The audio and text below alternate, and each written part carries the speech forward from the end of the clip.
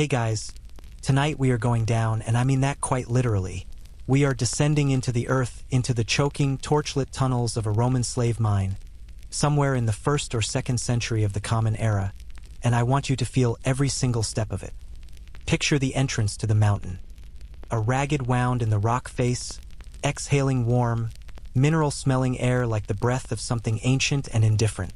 Around it, a sprawling complex of wooden sheds, iron chains, ox-drawn carts, and hundreds of human beings who did not choose to be here.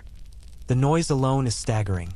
Hammers ringing against stone, overseers barking in Latin. The creak of timber supports that you will very quickly learn to listen to the way a sailor listens to the wind. You probably won't survive this, and the mountain already knows it. But let's not get ahead of ourselves. So, before you get comfortable, take a moment to like the video and subscribe, but only if you genuinely enjoy what I do here. And if you're listening to this right now, drop a comment letting me know where in the world you are and what time it is there. There is something genuinely wonderful about knowing that someone in Auckland and someone in Oslo and someone in a suburb of Chicago are all drifting off to the same story at the same time. We are, in our own small way, a civilization. Now, dim the lights, maybe turn on a fan for that soft background hum, and let's ease into tonight's journey together. You do not arrive at the mine gently. There is no orientation packet, no welcome speech, no lanyard with your name on it. You arrive the way most people arrived at Roman slave mines, on foot, in chains, after a journey that has already broken a significant portion of your spirit. Maybe you were captured in one of Rome's endless provincial wars, dragged from a village in Hispania or Dacia or North Africa, force-marched across hundreds of miles of Roman road with a coffle of other prisoners, the iron collar around your neck rubbing a raw ring into your skin that will never fully heal. Maybe you were born into slavery and sold at auction to a mining contractor, a man called a redemptor or a conductor, who purchased your labor in bulk the way a modern logistics company purchases warehouse space. Either way, the result is the same. You are standing at the entrance to a mountain, and someone with a tablet and a stylus is writing down a number next to a very brief description of your physical characteristics, and that number is now, in the eyes of Roman law, more important than your name. The mines themselves, and when we talk about Roman slave mines, we are talking about specific, historically documented places like the silver mines at Carthago Nova on the Iberian Peninsula, the gold mines at Rosia Montana in what is now Romania, the lead mines of Britain, the copper mines of Cyprus. These were not small operations. This is one of the mainstream historical facts that tends to genuinely surprise people. At their peak, the silver mines near Carthago Nova, known to the Romans as the mines of New Carthage, employed an estimated 40,000 slaves simultaneously. 40,000. That is not a mine. That is a city underground. A city with no exits. You stand at the gate and you are processed with the brisk efficiency of a society that has industrialized human suffering to a remarkable degree. A slave overseer, himself likely a slave, though one with slightly better shoes and a great deal more authority, looks you over with the appraising eye of a man who has seen thousands of new arrivals and has long since stopped thinking of them as people. He checks your hands. He checks your teeth. He makes a note about your build. If you are large and strong, you will be assigned to the deepest, hardest cutting faces, where the work requires the most force and where the air is the worst. If you are smaller and wiry, you might end up as a carrier, hauling or up through the shafts in baskets strapped to your back or forehead. If you are very young, and children were absolutely used in Roman mines, a fact that sits in the historical record with quiet horror, you might be sent into the narrowest passages, the ones that adults cannot fit through, to chip away at seams of or that the bigger bodies cannot reach. There is no category for not cut out for this. There is no category for, actually, I was a schoolteacher in a previous life. The mountain does not care about your previous life. The facility you are entering is a monument to Roman engineering applied to the problem of extraction. Above ground, you can see the stamp mills, heavy stone mechanisms for crushing ore, and the smelting furnaces, and the settling tanks where the crushed material is washed and the heavier metallic particles sink to the bottom. You can see the aqueduct channels that bring water from distant sources to power the drainage wheels and the washing floors. Roman engineers were genuinely brilliant at water management, and the hydraulic systems they built to keep mine shafts from flooding were extraordinary feats of ancient technology. Some of them, great wooden wheels, stacked in sequences of 8 or 10, each one lifting water to the next, were essentially the ancient world's version of industrial pumps. Archaeologists have found the remnants of these wheel systems preserved in the waterlogged lower shafts of Spanish mines, and they are breathtaking in their ingenuity. You, of course, will be turning one of those wheels before the week is out. But first, the collar. If you did not arrive with one, you are fitted with one now. Some slave collars in the Roman world carried inscriptions. Archaeologists have recovered several, and they are among the more quietly devastating artifacts in any collection. One famous example, now in the Vatican museums, reads something to the effect of, "Hold me so I do not flee, and return me to my master." The collar does not say your name. The collar says what you are for. The overseer points toward a low wooden building near the mine entrance. This is the barracks, and you will see it more properly in a later part of our story, but for now you are simply directed inside, given a clay cup of something that might generously be called soup, and told to sleep. Tomorrow you begin. You lie on the wooden floor of the barracks. There are no beds, or at least not for new arrivals, and you listen to the sounds of the mine at night, because the mine does not stop at night. This is something that will take you time to fully absorb. The mine operates in shifts, and shifts run through all 24 hours, which means the rhythmic percussion of hammers never actually ceases. There is always a hammer striking stone somewhere inside that mountain. It becomes, over days and weeks, the baseline of your existence, the way city dwellers stop hearing traffic. But on this first night, it keeps you awake. Each distant ring of iron on rock a reminder of what is waiting for you inside. The man lying next to you has been here for 3 months. You can tell because his hands are already the hands of someone much older than his face. The skin cracked and darkened in the creases, the knuckles enlarged. He speaks to you quietly in whatever shared language you are lucky enough to have, and if you share no language, he speaks anyway, and the tone of it is enough. He is telling you things you need to know. He is telling you who the dangerous overseers are, and which water source to use, and how to wrap your hands with strips of cloth torn from your tunic to slow the damage from the hammer grip. He is telling you that the first week is the worst, and that your body will find a kind of terrible rhythm after that, and that the trick is to think about small things, the cup of water at the end of a shift, the particular quality of light that comes down the ventilation shaft at midday, the sound of rain on the wooden roof of the barracks. He does not tell you that you will be fine. He is not going to lie to you. Now, here is the quirky historical tidbit that I find oddly poignant. There is evidence from some Roman mining sites that slaves marked the walls of the tunnels with small personal graffiti, not the grand boastful kind you find on the walls of Pompeii, but tiny, almost invisible scratches. Symbols that might have been names or tally marks, or signs from a personal religious tradition.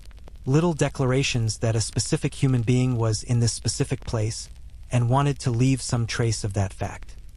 Historians still argue whether these marks were deliberately made as a form of personal record-keeping, or whether they were accidental byproducts of work, whether, in other words, they represent an act of identity or simply the incidental scraping of a tool held by a tired hand. But I think about those marks sometimes. That impulse to say, I was here, I existed. The mountain did not entirely swallow me. The mountain, for its part, does not offer an opinion. As the night deepens and the hammering continues its patient rhythm, you are already doing the math that every new arrival does, even if they don't have the vocabulary for it. You are calculating survival. You are looking at the man with the ruined hands beside you, and you are looking at the ceiling of the barracks, and you are listening to the mountain, and somewhere in the back of your mind a very sensible, very quiet voice is saying, we need to figure this out, step by step, one shift at a time, starting with tomorrow morning when the overseer bangs on the door before the sun has fully risen and the mountain opens its mouth again and you walk back in. You close your eyes. The hammer rings. You are here now. You are part of this.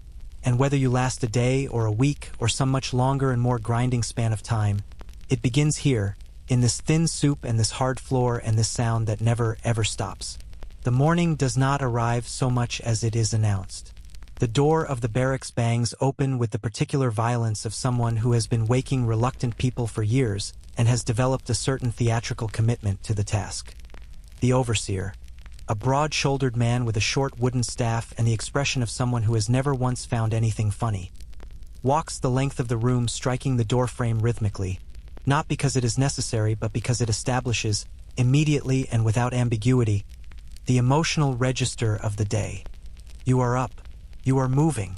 You are part of a machine, and the machine has already been running while you slept, and it will keep running long after you have stopped.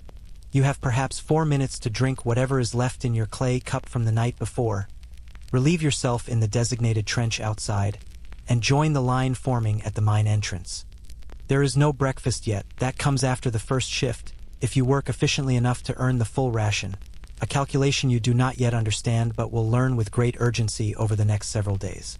The man with the ruined hands from last night is already in line ahead of you. He does not make eye contact. Not out of hostility, but because making eye contact with new arrivals is a form of emotional investment he has learned to ration carefully. The line moves. The mountain takes you back. But before you disappear entirely into the rock, let us pause here at the entrance for a moment, because what you are about to enter is not just a physical space. It is a social world. A complete, functioning, brutal hierarchy with its own rules and its own logic, and understanding where you sit within that hierarchy is, without exaggeration, a matter of survival. Roman slave mines were not simply pits full of undifferentiated suffering. They were, in their terrible way, organized, and the organization had layers. At the very top of the underground social structure, though top here means something relative, the way the penthouse of a sinking building is still technically the highest floor, are the slaves who have been here long enough to acquire a function beyond raw labor. These are the men who have become specialists, the experienced miners who know how to read rock, who can look at a seam of or and tell you whether it runs deep or shallow, whether the roof above it is stable or likely to come down if you breathe on it wrong. In the Roman system, these men were sometimes called by titles that reflected their specialization, and they occupied a position of grudging respect both from the overseers above them and the newer slaves below them. They did not swing hammers all day. They directed the swinging. They assessed the geology. They made decisions about where to cut and where to leave well enough alone. Their bodies were still wrecked, their lives still not their own, but they had achieved a kind of terrible expertise that bought them marginally better treatment. Marginally. Below them in the hierarchy come the skilled laborers. The men who operate the drainage wheels, the ones who manage the ventilation systems, the smiths who sharpen and repair the iron tools, the lamp keepers who maintain the oil lamps and tallow torches that are the mine's only light source. These are people with a specific, irreplaceable skill, and irreplaceability is the closest thing to job security that exists in this world. If you are the man who keeps the drainage wheels running and the drainage wheels stop, everyone drowns, including the overseers, and the overseers are very aware of this fact. It does not make the lamp keeper free. It does not make him happy.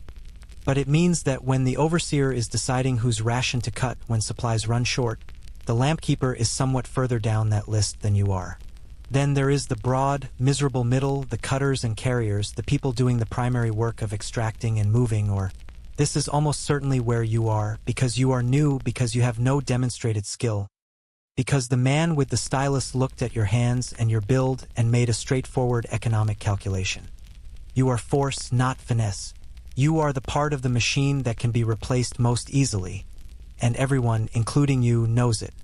And below even the ordinary cutters and carriers, there is a category that is worth understanding because it illuminates just how sophisticated, or rather, how exhaustively cruel this hierarchy is. At the very bottom are the newly arrived, the sick, the ones being punished, and the ones who have simply stopped cooperating in whatever small ways remain available to them. These individuals receive the worst assignments. The lowest, most airless passages, the tasks that are essentially a slow death sentence dressed up as labor. They carry the heaviest loads over the longest distances. They are last in the food line. They sleep in the worst spots in the barracks. And crucially, they receive the most direct and frequent attention from the overseer staffs. The mainstream historical fact here is one that the ancient sources actually document with a kind of bland matter-of-factness that is itself revealing. The Greek historian Diodorus Siculus, writing in the 1st century BCE, described the conditions in the silver mines of Hispania in terms that make no attempt to soften the reality. He noted that the workers received no respite from their labor day or night, that they were kept at work until they died from sheer exhaustion, and that because of the constant toil many perished. He wrote this not as an exposé or a piece of advocacy, but essentially as a description of how silver was produced. the same way a modern writer might describe a manufacturing process. This is what makes it so unsettling. Not that it was hidden, but that it was simply the acknowledged reality of how Roman civilization produced its wealth. Now, where does that leave you, fresh off the chain, with no specialized skills and no social capital whatsoever? It leaves you at the cutting face, with a hammer that is heavier than it looks and a wedge that is already dull from the previous shift's use. The man next to you, not the ruined hands man from the barracks, a different man, one who has been here perhaps 6 months and has the particular economy of movement that comes from learning to conserve every possible unit of energy, shows you without words how to hold the hammer. Not like you want to, not like you would grip a tool you were choosing to use. Low on the handle, wrist loose, letting the weight of the head do the work rather than driving from the shoulder. Shoulder driving burns out in an hour. Wrist loose pendulum swing can, theoretically, continue for a shift. You practice the motion. Your wrist is immediately unconvinced. The social hierarchy of the mine expresses itself in dozens of small, constant ways that you begin to absorb almost unconsciously. The position of your sleeping spot in the barracks, for instance, is not random. The spots nearest the door are the worst. Cold drafts in the mountain nights, the first to be kicked awake by the opening door performance every morning. The spots deepest in the building, along the far wall, are the domain of the long-timers, the specialists, the men who have accumulated enough informal seniority to claim territory. As a newcomer, you are near the door. This is not negotiated. It is simply understood. The food line operates on a similar unspoken protocol. Rations are distributed by overseers who technically allocate by assigned category. Cutters get a set amount, carriers get a set amount, and so on. But in practice, the distribution is subject to all the informal pressures of the hierarchy. The specialist who has been here 2 years and has cultivated a relationship with the overseer gets his cup filled to the brim. You get it filled to wherever the overseer's attention has drifted by the time he gets to you. This is not personal. It is simply the arithmetic of power in a space where power is the only currency. Here is your quirky historical tidbit for this section, and I genuinely love this one for what it reveals. Archaeologists excavating Roman mine sites in Spain and elsewhere have found, among the debris, what appear to be small gaming pieces, dice, tokens, the remnants of board games. There is evidence, in other words, that the slaves in these mines played games.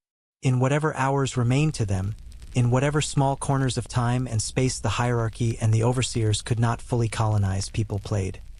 Historians still argue whether this represents a tolerated recreation, a kind of pressure valve that the mine operators deliberately permitted to maintain a minimally functional workforce, or whether it was genuinely subversive, a stolen pleasure, a small act of reclaiming the human capacity for play in a context designed to reduce human beings to units of output. The answer is probably both, and neither interpretation makes the dice less poignant. The hierarchy also has a geographic dimension that you learn quickly. The deeper you go into the mountain, the lower your status. This sounds counterintuitive. Surely the people at the deepest, most dangerous cutting faces would need to be the most skilled? But in practice, depth correlates with punishment. The upper shafts, closer to the entrance, have better air, easier escape in case of structural collapse, and more visibility from the surface. Being assigned to them represents a relative privilege. The deeper assignments are where you put the new arrivals, the troublemakers, the sick who haven't yet been formally reclassified as too sick to work. The deep cutting faces are where the rock is hottest, the air is worst, and the distance to the surface, that entirely theoretical comfort, is greatest. You are, needless to say, on a deep assignment. As your first full shift progresses and your body begins to register its objections in increasingly specific anatomical terms, the shoulders first, then the lower back, then the knees from crouching in passages that were not engineered with human comfort in mind, you begin to understand the psychological architecture of the hierarchy as well as the physical one. The overseers do not need to be everywhere at once because the hierarchy enforces itself. The long-timers maintain their status partly by distinguishing themselves from the new arrivals. The specialists guard their knowledge because that knowledge is their only protection. And everyone, from the most senior lampkeeper to the most recently arrived cutter, is invested to some degree in the continuation of the system, because the system, however vile, is at least legible. It is knowable. In a world where everything external, your home, your family, your name, your future, has been stripped away, the internal logic of the mine hierarchy is one of the few remaining maps of how things work. This is one of the more uncomfortable things that historians and scholars of ancient slavery grapple with, the way that hierarchical systems among enslaved people were not simply imposed from outside but were also, of necessity, partially reproduced from within. Not because the people at the bottom of the hierarchy approved of it, or because those slightly higher up were callous about those below them. The man with the ruined hands was genuinely trying to help you last night, remember? But because in conditions of extreme constraint, any legible structure becomes a survival resource. You work within whatever system you find yourself in, because the alternative is not a better system. The alternative is chaos and reduced rations and the overseer's staff. By the time your first shift ends, marked not by a bell or a whistle but by the arrival of the relief shift, men filing past you in the narrow tunnel with the particular shuffle of people who are about to do something exhausting and know it, your hands are already beginning their transformation. The blisters that will become calluses. The cuts from the hammer handle that will become scars. The stone dust ground into the creases of your knuckles that will, over time, become as permanent as a tattoo. You come up out of the shaft into the gray mountain light, and a cup of food is pressed into your hands, and you eat it standing up because sitting down feels like it might lead to never getting up again. Around you, other workers are doing the same, eating with the focused, mechanical efficiency of bodies refueling rather than people enjoying a meal. There is almost no conversation. The hierarchy, briefly, suspends itself in the communal silence of exhaustion. The man with the ruined hands appears beside you. He eats his food. He looks at your hands. He nods very slightly, which you will come to understand is the highest expression of approval available in this context. You have survived your first shift. The mountain is not impressed. The tools are waiting for you at the shaft entrance, stacked in a wooden rack that a bored-looking slave attendant oversees with the energy of someone who has been assigned the world's least stimulating job. You take what you are given. There is no browsing, no selecting the one that feels right in your hand, no moment of craftsman's consideration. A hammer is thrust at you. Iron head, wooden handle, the whole thing weighing somewhere between 2 and 3 kilograms, which does not sound like much until you have been swinging it for 4 hours in a crouched position inside a tunnel where the ceiling is approximately level with the top of your head when you are on your knees. A wedge follows, a tapered spike of iron, blunt at the struck end and narrowing to an edge at the business end, designed to be driven into natural cracks in the rock face and levered to split away chunks of ore-bearing stone. And finally, if you are lucky, a small oil lamp in a clay dish, which you will balance on whatever ledge or protrusion you can find near your work area, and which will provide approximately the same amount of useful light as a single birthday candle held at arm's length. This is your toolkit. This is the complete technological interface between you and the mountain. Welcome to the Roman mining industry. Let us talk about how this actually works, because the mechanics of Roman underground mining are both more sophisticated and more punishing than most people imagine. And understanding them is essential to understanding why your body is going to register its most serious complaints somewhere around day 3. The Romans were not simply bashing randomly at rock and hoping for the best. They were applying a body of geological and engineering knowledge accumulated over centuries, refined through the operation of mines across an empire stretching from Scotland to Mesopotamia. They understood, in practical terms, how different rock types behave under stress. They understood drainage, ventilation, and structural support. They had developed a toolkit of techniques that, within the constraints of pre-industrial technology, were genuinely effective. The problem, your problem specifically, is that the gap between effective at extracting and survivable for the person doing the extracting was not a gap that Roman mining operators spent a great deal of time worrying about. The primary extraction technique you will spend most of your working hours performing is called percussion mining, which is exactly what it sounds like. You find a crack in the rock face, you position your wedge in it, and you hit the wedge with the hammer. You hit it again. You hit it again. When the crack has widened enough, you lever the wedge sideways to extend the fracture, reposition, and hit it again. When you have created a fracture line long enough, a chunk of rock, ideally a chunk containing visible veins of though you will not always be lucky enough to be working a rich face, breaks free and falls. You collect it into a basket. You or someone else carries the basket to the surface or to a collection point deeper in the shaft system. Then you find the next crack and you begin again. The mainstream historical fact that puts this into perspective is one of scale and output. Roman mining operations at their height were extracting silver from Hispanian ore at rates that modern geochemists have been able to estimate by analyzing ancient atmospheric lead deposits preserved in Greenland ice cores. Those ice cores show a peak in atmospheric lead contamination during the height of the Roman Republic and early Empire, contamination that came from the smelting furnaces of mines like the ones you are currently working in, that would not be matched again until the Industrial Revolution. The Roman mining industry was, by any measure, a world historical economic engine. And the fuel for that engine was the repetitive percussion of iron on stone, performed by tens of thousands of people doing exactly what you are doing right now, in tunnels exactly like this one. Your wedge finds a crack. You raise the hammer. Now, the fire setting technique is something you will witness rather than perform, at least at first, because it requires both experience and a particular tolerance for the most extreme working conditions the mine offers. Fire setting is the Roman miners' answer to rock faces that are too hard for percussion alone. Granite, quartzite, the stubborn geological formations that laugh at your wedge. The technique involves building a fire directly against the rock face, heating the stone to extreme temperatures, and then either allowing it to cool naturally, causing the differential thermal contraction to crack the rock, or, in the more aggressive version, throwing cold water onto the superheated surface, causing immediate violent fracturing.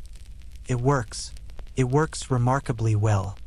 It also fills the tunnel with smoke and steam and the sharp, choking smell of burning rock that, in an enclosed underground space with limited ventilation, is essentially a small experiment in making the working environment as hostile to human lung tissue as possible.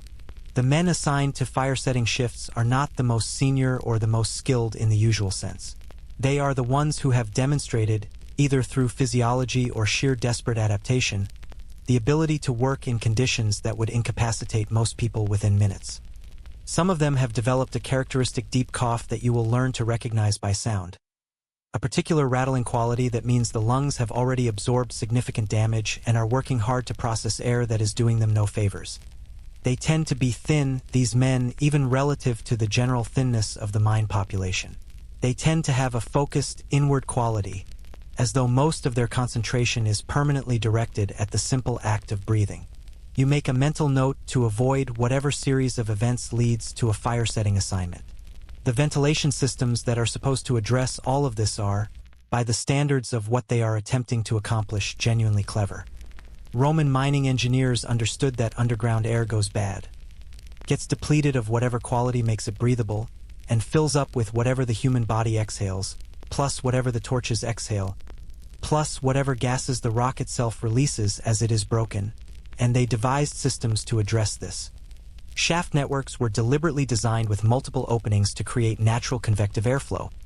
Hot air rising through one shaft draws fresh air down through another, creating a circulation that, in theory, keeps the working levels supplied with breathable air. In practice, the deeper you go, the less effective the convective system becomes, and the more the air quality resembles the inside of a sealed jar that something has been living in for a while. There are also the bellows operators, another category in the mine hierarchy you have already encountered, who work at key points in the ventilation network, pumping large leather bellows to push air through narrower passages where convection alone cannot do the job. This is exhausting, repetitive work with no particular drama to it, which is both its curse and its modest blessing. You are not being crushed by falling rock or poisoned by smelting fumes. You are simply pumping a bellows in the dark for several hours until your arms give out, which is unpleasant but survivable in a way that some alternatives are not. Your hammer swings. The wedge bites. The rock, reluctantly, begins to give. Here is the quirky historical tidbit for this section, and it has a slightly surreal quality that I appreciate. Roman mining engineers, in some documented cases, used a technique to locate underground or deposits that involved listening to the rock.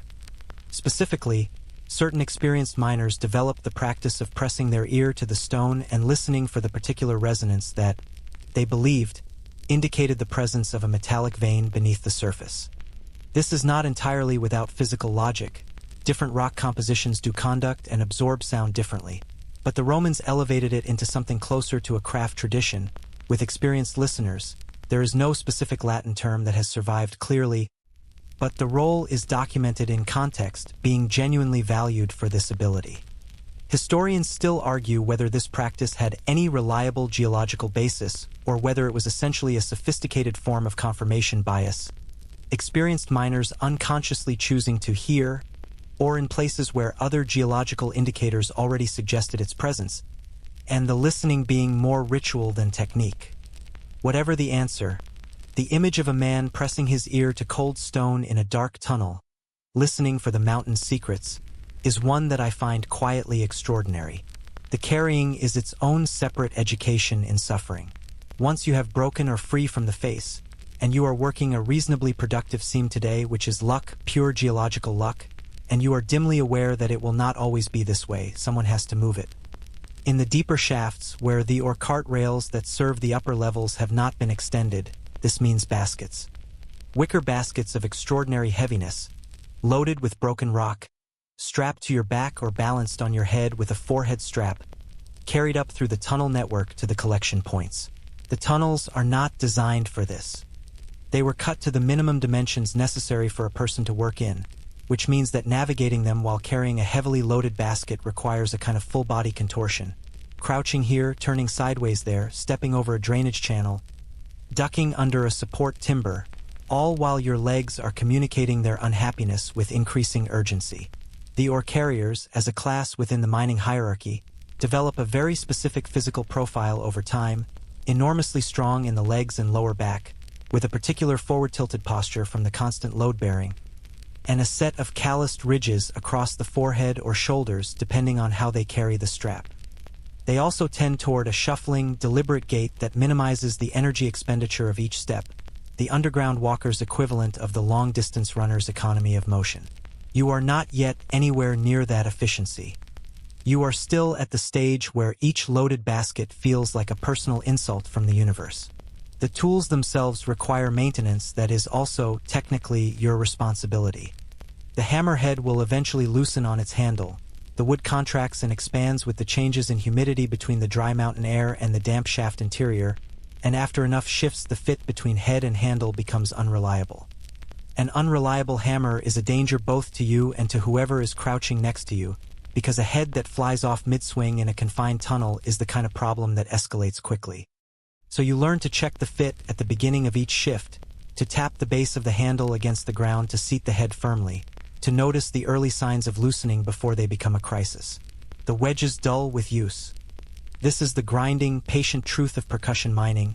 The very act of driving an iron wedge into stone gradually deforms and blunts the working edge of the wedge, and a blunt wedge requires more force to drive, which accelerates the exhaustion of the person swinging the hammer, which reduces the efficiency of the extraction, which attracts the overseer's attention, which, and this is the feedback loop you most want to avoid, results in consequences that are considerably worse than a sore shoulder. The sharpening of tools is done by the mine's own smiths, working at forges near the surface, and there is a constant rotation of dull tools going up and sharp tools coming down through the shaft system. The allocation of freshly sharpened tools is, naturally, subject to the same hierarchy as everything else. Long-timers and specialists get the sharp wedges. New arrivals work with whatever edge remains after everyone else has been served. You work with what you have. You swing the hammer with the loose wrist technique the man beside you demonstrated yesterday, and you feel the specific instructive pain of doing it slightly wrong and then slightly more right, and you begin to develop the first tentative physical memory of the correct motion. Your body is learning the mine the way a body learns anything, through repetition, through mistake, through the slow accumulation of small corrections. This is, in its own way, a kind of education. It is not the education you would have chosen. The mountain, as ever, does not ask. By midday, not that you can see the sun, but the rhythm of the mine has its own timekeeping, the arrival of the water carriers, the particular quality of the sounds echoing from the upper shafts. Your lamp has burned through its first charge of oil, and you pause to refill it from the small clay flask at your belt. In the moment of refilling, in the brief stillness, you become aware of something you have been too busy and too tired to notice. The smell. The mine has a smell that is entirely its own. A layered combination of stone dust and torch smoke and water seeping through rock, and the accumulated human presence of thousands of bodies working in an enclosed space over months and years. It is not a smell you will ever forget. It is the kind of smell that, years later, in an entirely different context, if you are very lucky and very resilient and the math of survival works out in ways that the mountain does not intend, will come back to you in a dream and wake you heart-pounding, certain for one confused moment that you are back inside the rock. Your lamp catches. The small flame stabilizes.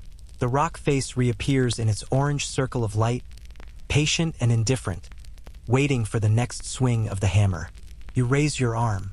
You continue. The overseer appears at the edge of your lamp's reach the way bad news tends to arrive.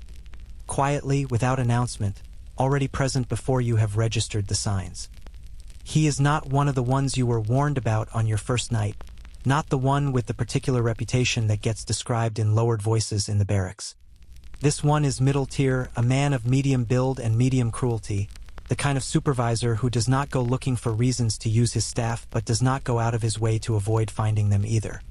He stands at the periphery of your working area and watches you swing the hammer for a long moment with the expression of a man doing arithmetic. Then he moves on. You realize with a start that you had stopped breathing normally while he was watching.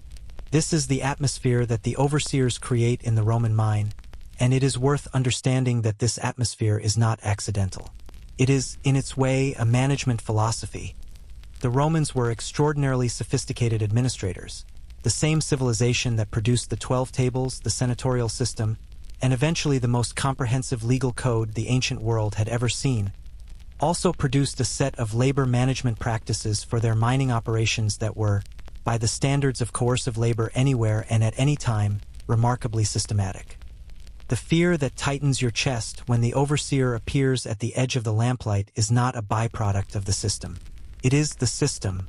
It is doing exactly what it is designed to do. Let us talk about who these men are, because the overseers of Roman slave mines were not a single uniform category, and understanding the distinctions between them is both intellectually interesting and, in your current situation, immediately practical.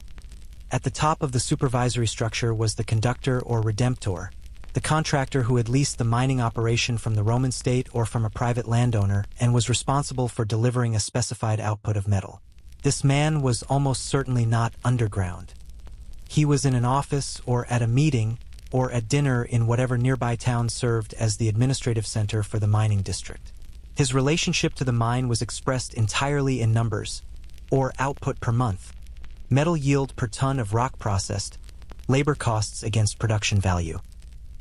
He was the distant engine of all the suffering below, but he was not present for it, and his absence gave him a useful insulation from anything he might have preferred not to think about too carefully.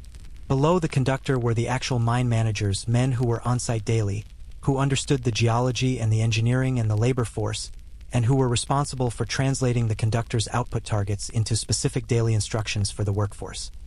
These men were often freedmen, former slaves who had earned or purchased their liberty, or lower-class free Romans for whom mine management represented a step up from whatever they had been doing before. Their relationship to the enslaved workforce was complex in ways that the simple overseer-slave binary does not capture. Some of them had been enslaved themselves, which created a psychological dynamic that historians find genuinely difficult to characterize cleanly. Did that shared experience generate any solidarity? Sometimes, perhaps, at the margins. Did it fundamentally alter the way they exercised their authority? The evidence suggests mostly no. The logic of the institution was stronger than the logic of personal history, and a man who had clawed his way to a position of relative authority in a brutal system had strong incentives to demonstrate that he fully embraced the values of that system. Then come the actual shift overseers, the men with the staffs who walk the tunnels and monitor the cutting faces and are the direct, physical face of authority in your daily experience. These were typically slaves themselves, senior slaves, privileged slaves, slaves who had been selected and trained for supervisory roles because using enslaved people to oversee other enslaved people had a very practical administrative logic to it. It was cheaper, for one thing. It also, more subtly, served to distribute the moral weight of the coercion more widely, to implicate the supervised in the supervision. The shift overseer who strikes you for working too slowly is himself owned by the same contractor who owns you, and this fact sits between the two of you in complicated ways that neither of you has the luxury of examining at length during a working shift. The mainstream historical fact that illuminates the structure most sharply is the existence of Roman mine regulations, actual written rules governing the operation of mining sites, some of which have survived in fragmentary form. The most famous is a set of regulations from the Spanish mining district of Vipasca, dating to the 2nd century CE, which governed everything from the leasing of mining claims to the operation of the bathhouse to the behavior of workers and contractors. These regulations specify, among other things, that overseers were responsible for ensuring continuous work in their assigned sections, and that failure to maintain production targets had financial consequences that cascaded up through the supervisory chain. In other words, the overseer who fails to keep his workers working sufficiently hard is himself penalized, which means his incentive structure pushes relentlessly in one direction. Extract more labor, tolerate less rest, interpret any pause as a provocation. This is why the overseer does arithmetic when he looks at you. He is not calculating your suffering. He is calculating his own exposure. The staff, the short wooden rod that is the overseer's most visible instrument of authority, is used with what you might call professional calibration.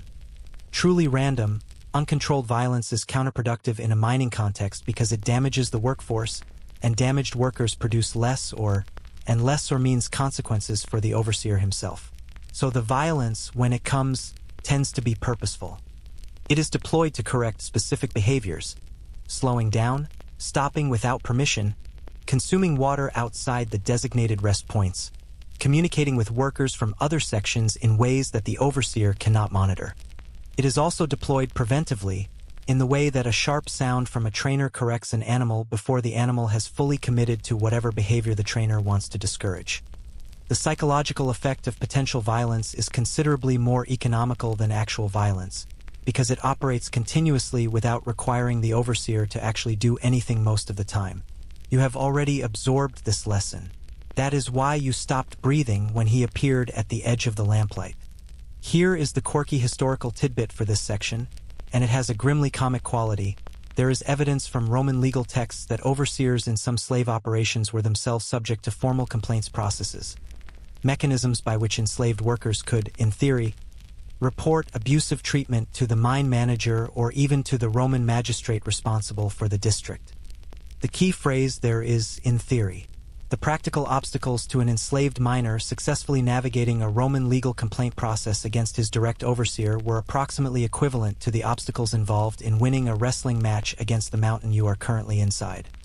Historians still argue whether these complaint mechanisms represented any genuine amelioration of conditions, or whether they existed primarily to give the Roman legal system a plausible claim to having addressed the issue, which is a distinction that has not become any less relevant in the subsequent 2,000 years of human institutional history. The more creative methods of motivation, to use the mine management's preferred framing, were not all physical. The Roman mining system had developed a sophisticated toolkit of incentive and disincentive structures that operated on the workforce in ways beyond the simple staff. Rations, as you have already discovered, were variable and contingent on performance. But there was more. Water access, specifically the timing and quantity of water breaks, was controlled by the overseers and could be used as both reward and punishment in a context where physical labor in warm underground conditions made hydration a pressing biological concern. Sleeping positions in the barracks, as you already know from your spot near the drafty door, were allocated hierarchically.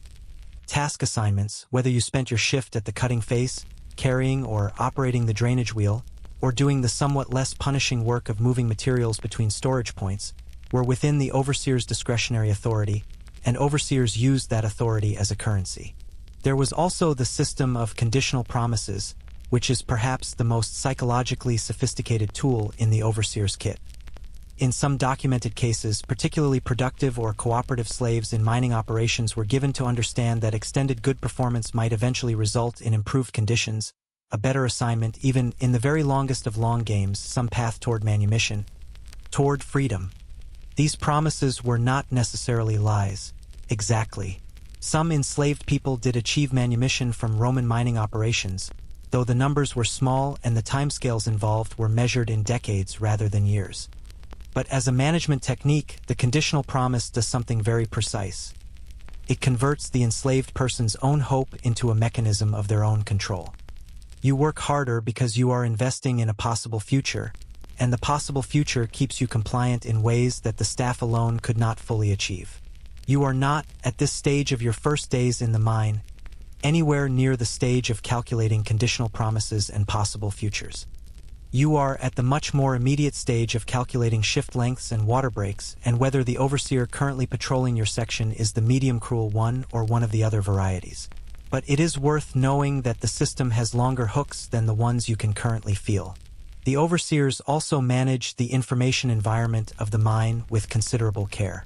What you know about conditions elsewhere in the mine, about events in the world above, about the operational and financial situation of the contractor, is tightly controlled. This is not conspiracy. There is no formal prohibition on information in the Vipaska regulations, for instance, but it is the natural consequence of a system where the overseers are the primary point of contact between the workforce and everything outside the tunnel. You know what the overseer tells you, plus whatever fragments of rumor and whispered intelligence circulate through the barracks at night. The man with the ruined hands knows more than you do, because he has been here long enough to build an informal intelligence network through the simple currency of shared experience and mutual observation. But even he is working from incomplete information, and he knows it.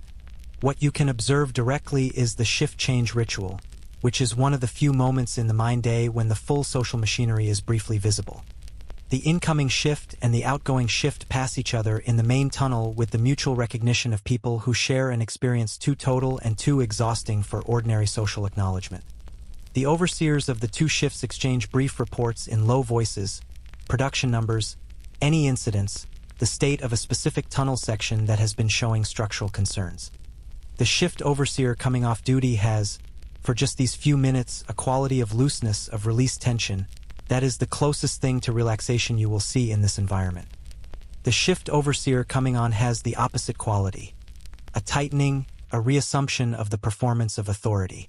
You watch this transition and you learn from it. The performance of authority is work too, it turns out. It is just work that comes with better rations. There are, very occasionally, overseers who are something other than what the system intends them to be. You will hear about one, second, or third hand, through the barracks rumor network, who is said to give slightly longer water breaks than strictly necessary, who looks away at certain moments, who assigns new arrivals to slightly less brutal cutting faces during their first week. Not out of sentimentality but out of a kind of long-horizon practicality. Workers who are not immediately destroyed last longer and produce more over time. Whether this constitutes kindness or simply enlightened self-interest is a distinction that matters philosophically but not practically. The slightly longer water break tastes the same either way. The medium cruel overseer comes back through your section late in the shift. He pauses again at the edge of your lamplight, does his arithmetic, and this time he says something. A single word in Latin, a correction about your angle of attack on the rock face, the wedge position too high on the crack so that you are wasting force against solid rock rather than driving the fracture line deeper. He demonstrates the adjustment with a brief gesture. He does not take the wedge from you, he simply points, and then he moves on. You adjust the wedge. The next hammer blow bites differently. The crack extends another centimeter into the rock face. You have just received your first technical instruction in the Roman mining industry. It came from the man whose job is to extract maximum labor from your body with minimum concern for your welfare. And the instruction was correct, and you will use it for every shift that follows, and it will marginally extend your usefulness to the operation and therefore marginally extend your life. The mountain continues to wait, with the patience that only mountains have, for the hammer to fall again.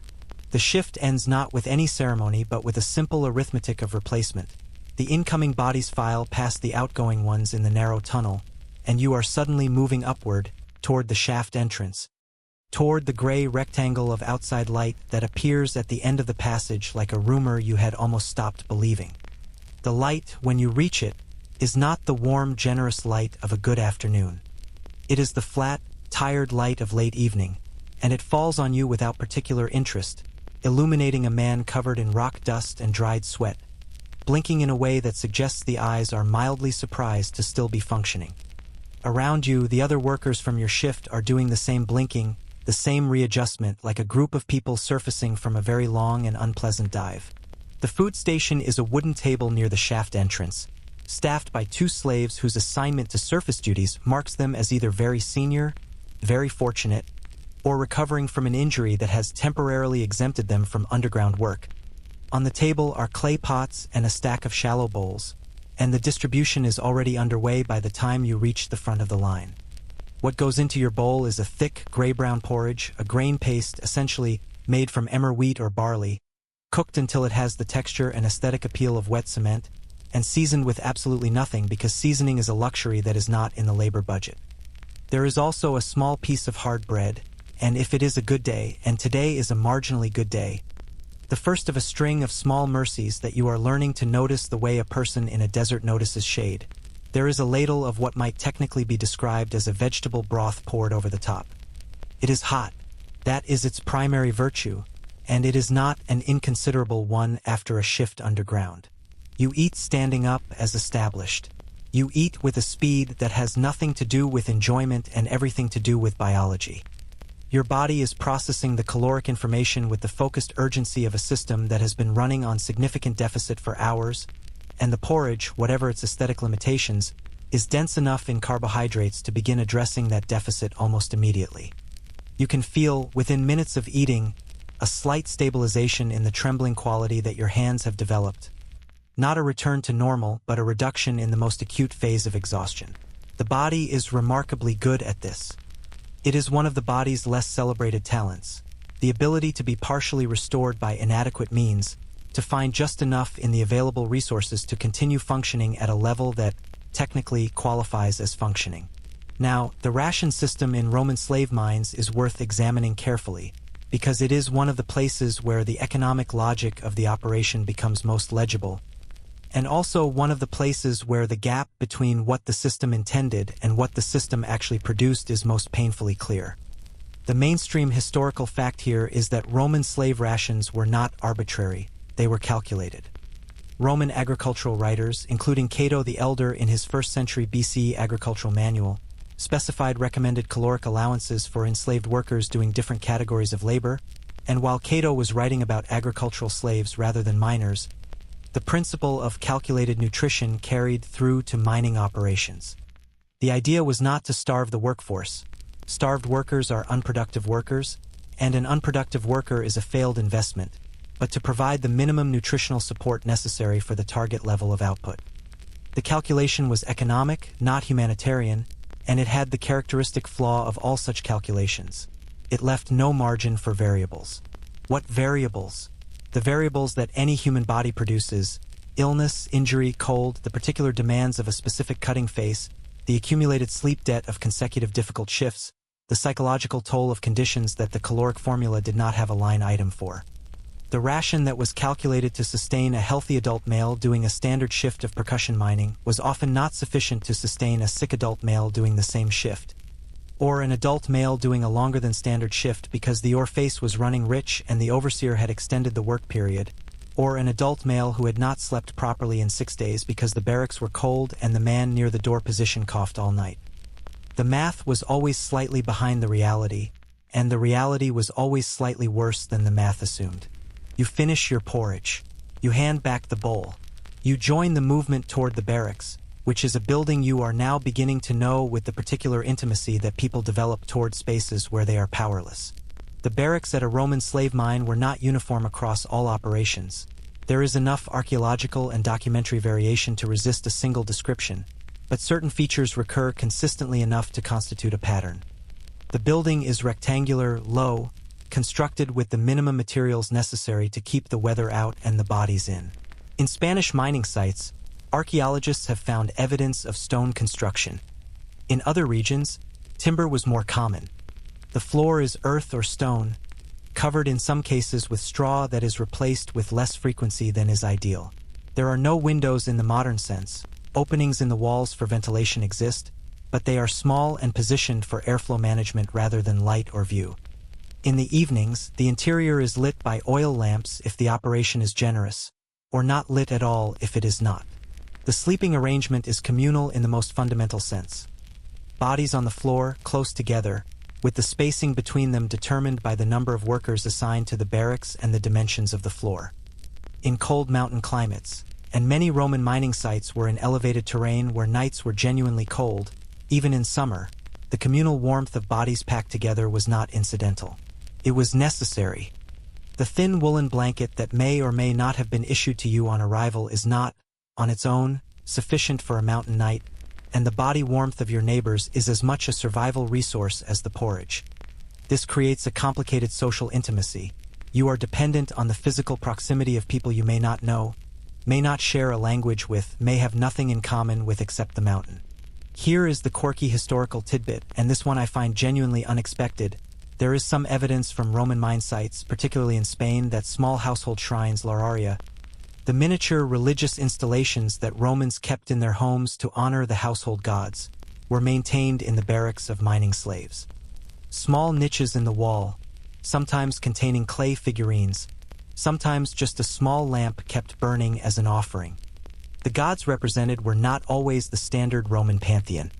Some appear to be local Iberian deities, or syncretic figures, or symbols from the various home cultures of a diverse, enslaved population.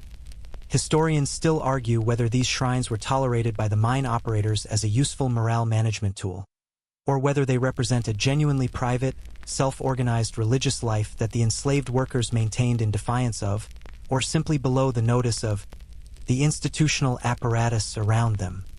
Either way, the image of a small flame kept burning in a barracks niche by hands that spent the day swinging a hammer is one that sits in the historical record with quiet insistence. Your spot near the door.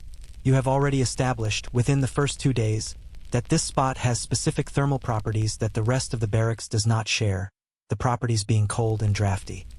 The gap under the door admits a thin but persistent current of mountain air that travels with unerring accuracy to wherever your feet are, regardless of how you reposition yourself. You have tried folding your legs. You have tried curling. The draft finds you.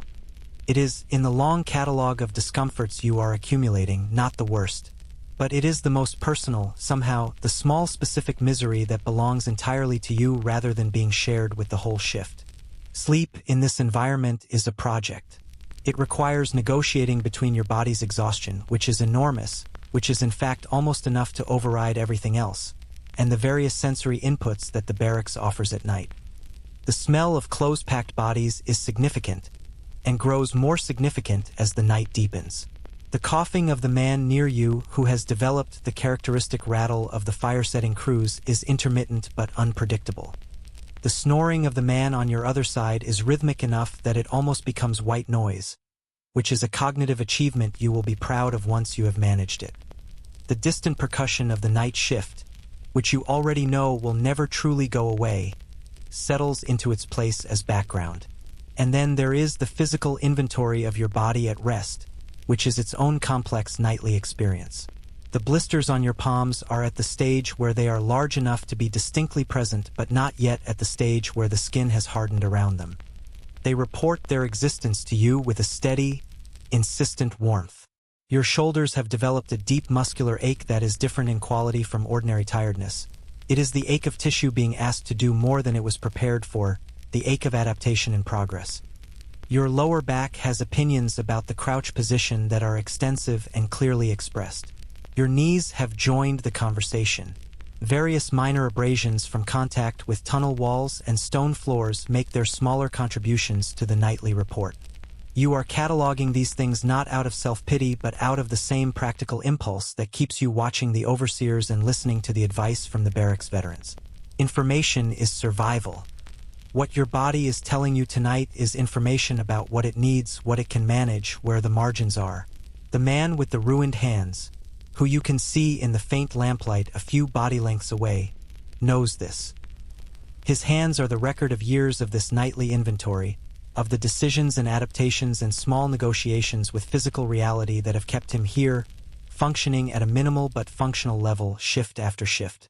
His hands are, in their terrible way, a document, a record of survival. The water situation deserves its own consideration, because hydration in a Roman mine was a more complicated matter than simply drinking when thirsty. Water was controlled, like everything else, by the overseer system, and access to water during the working shift was rationed through designated breakpoints, moments when workers were permitted to drink from clay jugs that were circulated through the tunnels by water carriers. The quantity was calibrated to prevent incapacitation from dehydration without being generous enough to create frequent toilet breaks, which were lost production time. Outside the working shift, water was available from a communal source at the mine complex, but the quality of that source varied depending on the site's drainage situation, and in mines where the groundwater management was imperfect, the available water carried whatever the rock and the drainage channels had contributed to it on the way down, which could include mineral content at levels that the human digestive system found challenging. The bathhouse and some Roman mining sites did have bathhouses. The Vipaska regulations specifically mention one, was a facility that existed in the complex that was used primarily by the free workers, contractors, and administrative staff, and that the enslaved workforce may have had access to under specific regulated conditions, possibly at certain times and for a fee that was deducted from whatever minimal allowance some workers received. The existence of the bathhouse regulation at Vipaska is one of those historical details that can be read in wildly different ways depending on your interpretive frame, as evidence that the Roman mining system had genuine welfare provisions for its workforce, or as evidence of precisely how limited those provisions were when read against the working and living conditions surrounding them. You are tonight not clean. You will not be clean for some time. The rock dust that has settled into the creases of your skin and the corners of your eyes and the whorls of your ears is the mine's permanent claim on your body, the mark of belonging to this place that no amount of the available water will fully address. It is, in a way, the physical counterpart of the collar, a constant reminder of where you are and what you are for. You stop noticing it gradually, the way you stop noticing the percussion and the smell. It becomes part of the baseline, part of the texture of your existence rather than an intrusion upon it. The lamp in the niche near the door, someone has kept one burning, a small generous act that costs the lampkeeper a measurable quantity of oil that is technically not his to spend, throws a faint warm light across the sleeping bodies in the barracks. In that light, the population of your sleeping quarters has an almost peaceful quality for a few hours. The exaggerated social distinctions of the working day, the hierarchies and the watchfulness and the performance of various kinds of survival strategy, are temporarily suspended. Everyone breathes. Everyone's chest rises and falls with the same fundamental rhythm. The man with the ruined hands and the draft-prone new arrival and the fire-setter with the rattling cough are all, in the democracy of unconsciousness, the same category of person. A body that needs rest and is, for these few hours, getting some approximation of it. The mountain is quiet at this distance. Not silent. It is never silent, but quiet. The percussion from the night shift is absorbed by enough rock and distance to arrive here as a murmur, almost geological, almost the sound of the mountain itself. You could, if you chose to frame it that way, mistake it for something natural, for the mountain settling, for the deep, slow breath of stone. You do not choose to frame it that way.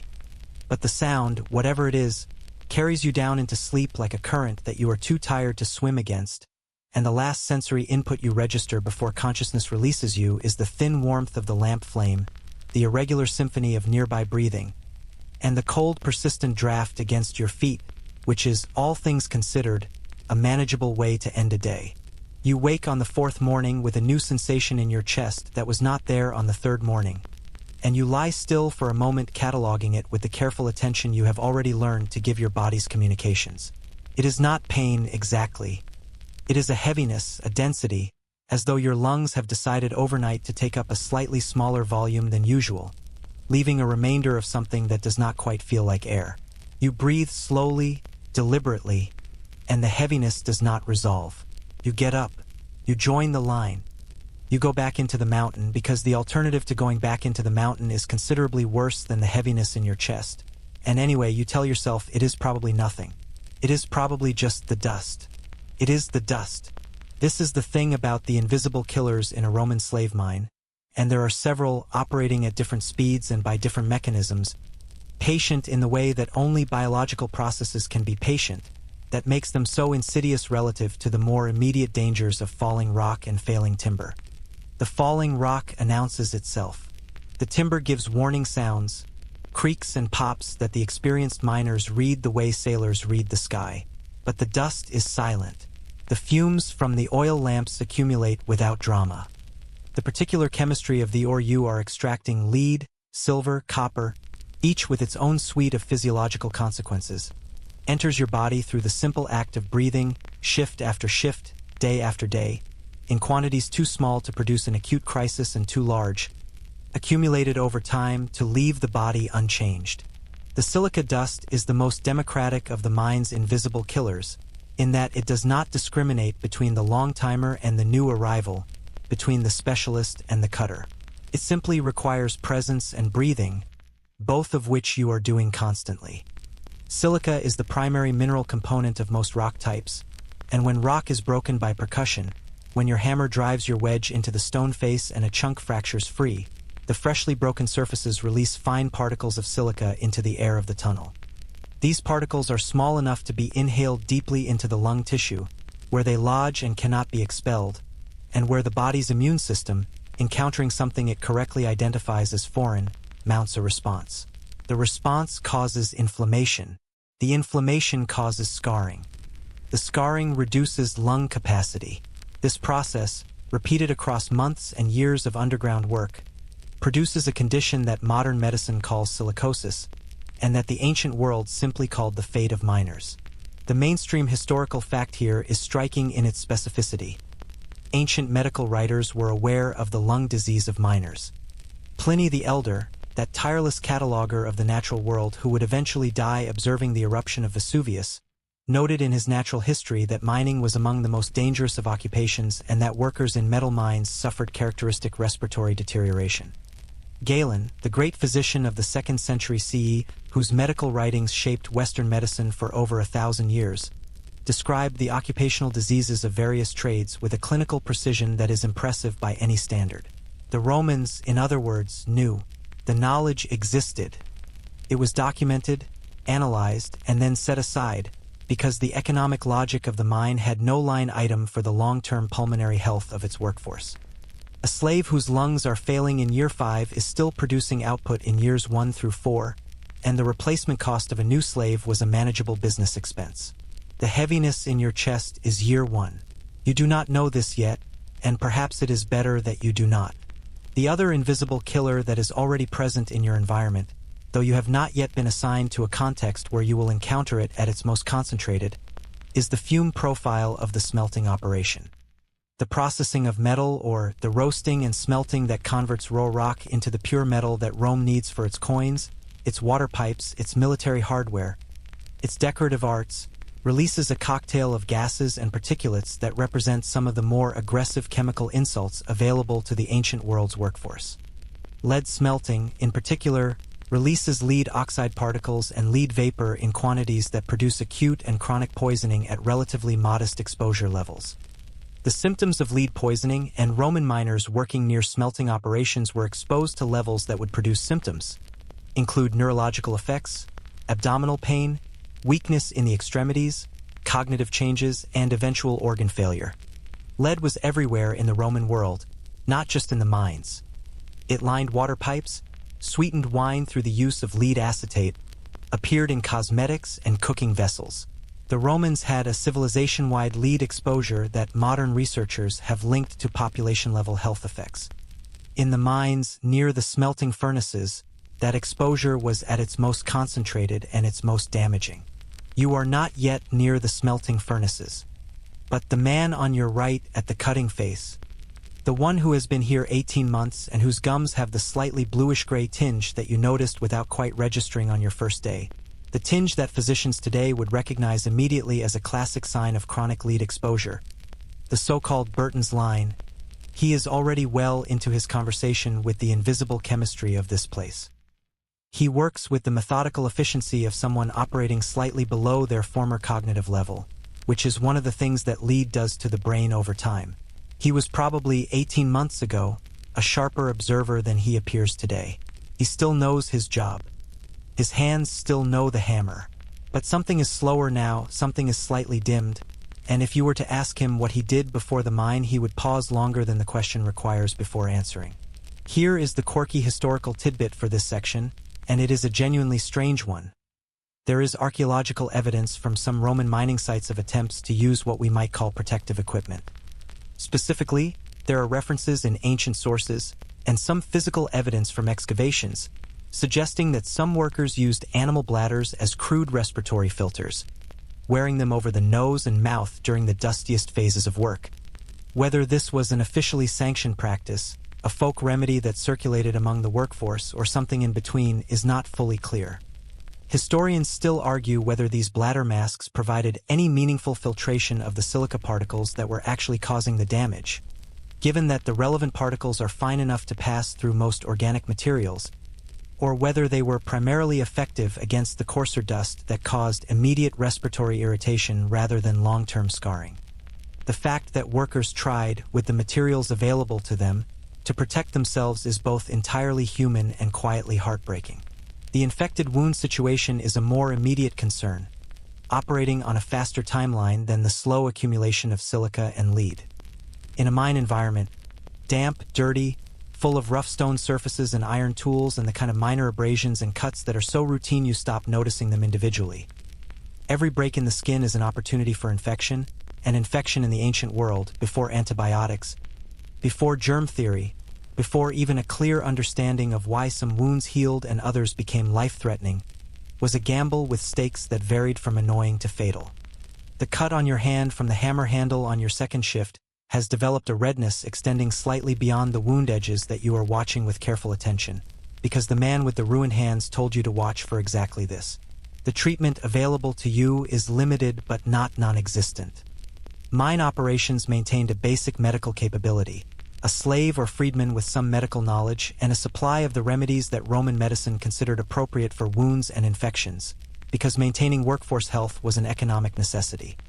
The wound would be cleaned with vinegar, which has genuine antiseptic properties, and packed with honey, which also has genuine antibacterial properties, and which represents one of those cases where ancient empirical medicine arrived at a correct answer through the wrong reasoning.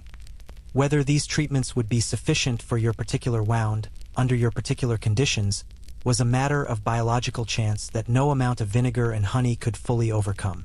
The structural collapse is the dramatic killer, the one that announces itself with terrible speed.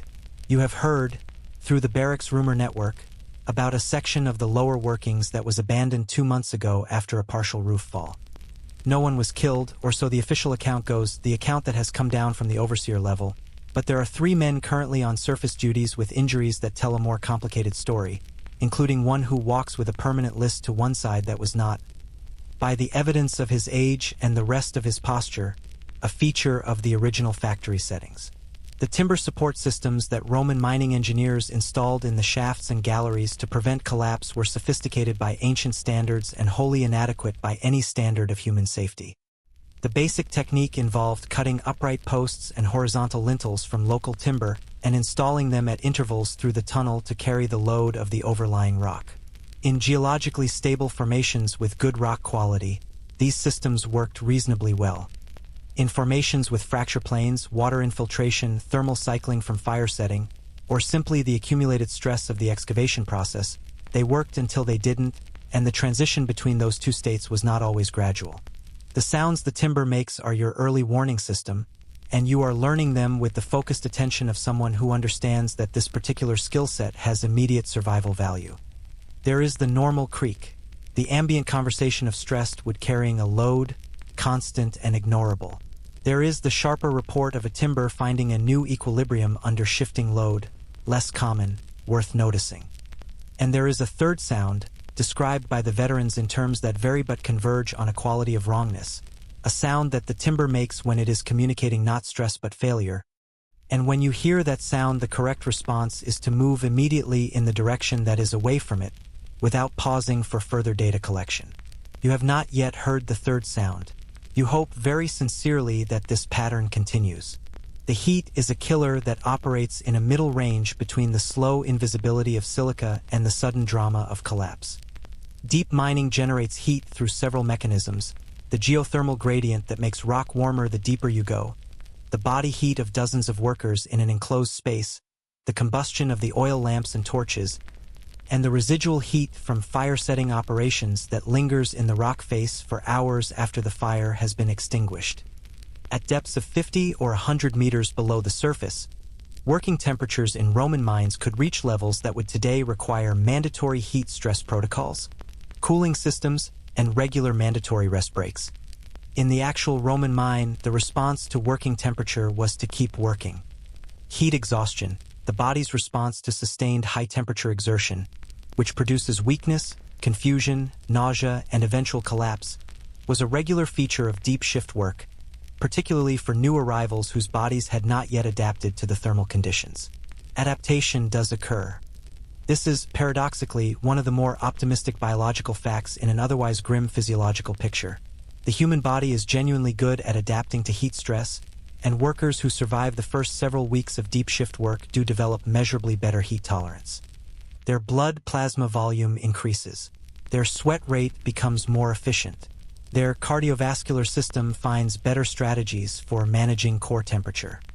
The body makes these adjustments not because it approves of the situation, but because that is what bodies do. They adapt to the conditions they are in, as long as the conditions are not immediately fatal, and sometimes the line between those two categories is thinner than the body would like. By the end of your second week, the heaviness in your chest has become familiar enough that you have stopped cataloging it as a new sensation and begun cataloging it as a feature of your baseline.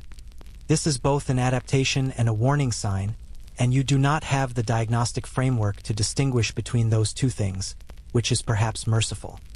The cut on your hand has healed, the vinegar and honey treatment was sufficient, the infection retreating without becoming serious, and in its place is a scar that will join the other small permanent marks the mine is accumulating on your body. The hammer calluses are developing properly now, the skin hardening in exactly the places where the handle makes consistent contact, which is progress of a kind. A narrow, specific, slightly depressing kind. The man with the ruined hands watches your progress with the quiet attention of someone who has seen many new arrivals and has developed, despite his best efforts at detachment, a limited investment in your survival. He does not say this. He says nothing directly, because direct expressions of anything in the mine environment are subject to a risk assessment that most people in this context find unfavorable.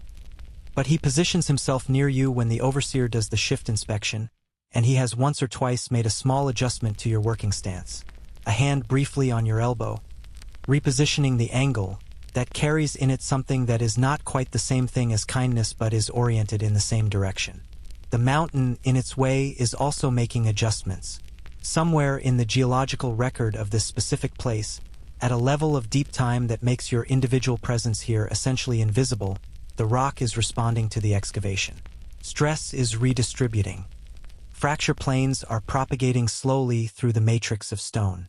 This is normal. This is geology. It is happening on a timescale that has nothing to do with you, and the fact that you and several thousand other people are inside the process makes no difference to the mountain's calculations. The dust settles on your shoulders as you work. You breathe it in with every inhale. It is, by the standards of what the mountain has to offer, quite gentle about it. The rumor arrives the way rumors always arrive in the mine, sideways, through the gap between two men working adjacent faces, past in the low, economical exchange of people who have learned to communicate useful information in the minimum number of words and the minimum window of overseer inattention.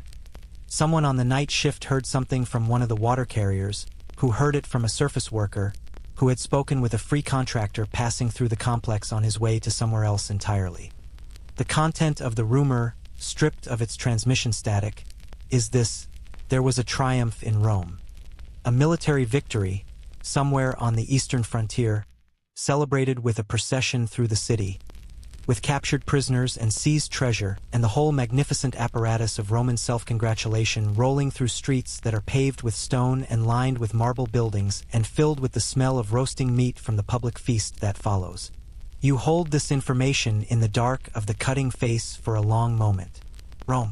You are aware of Rome the way a person is aware of a very large weather system. It is the context in which everything in your life is occurring, the organizing force behind the chain of events that put you here with a hammer in your hand and rock dust in your lungs. But Rome as a physical place, as a city of marble and noise and light and people making choices about where to have dinner, is something so distant from your current sensory reality that it requires a specific mental effort to hold it as real. The effort produces a feeling that you cannot quite name, not exactly homesickness because Rome was never your home, something more like vertigo, the consciousness of two simultaneous worlds, one of which contains marble and triumph and roasting meat, and the other of which contains you. This is the psychological geography that defines life in the Roman slave mines in a way that the physical conditions alone do not fully capture. The Roman Empire was, among other things, a civilization of extraordinary visibility. It built monuments designed to be seen from a distance. It produced literature and philosophy and art that circulated through the Mediterranean world on papyrus and in the memories of educated people. It stamped its image, the emperor's profile, the symbols of Roman authority, on the coins that passed through every market from Britain to Mesopotamia. Rome was everywhere, constantly announcing itself, constantly producing the narrative of its own greatness. And the people who were doing the literal underground work of producing the metal that Rome stamped into those coins, the silver and gold and copper that made the economy of this announcement possible, were sealed away from the announcement entirely, hearing it only in fragments, through rumor chains that degraded the signal with every transmission.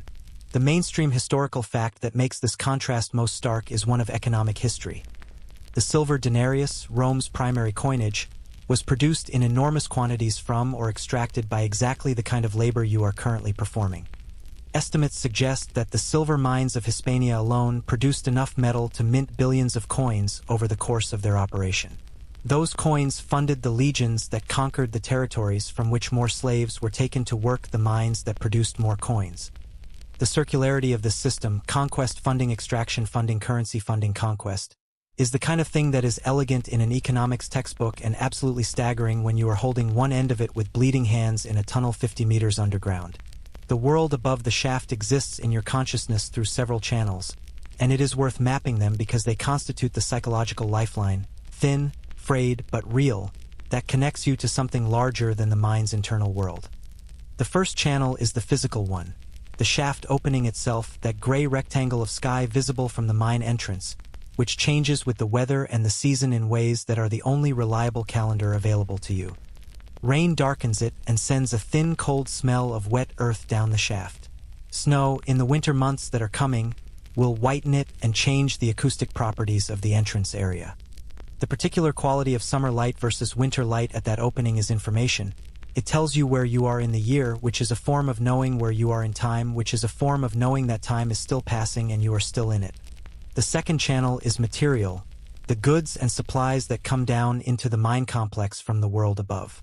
The grain for the porridge, the oil for the lamps, the timber for the supports and the tool handles.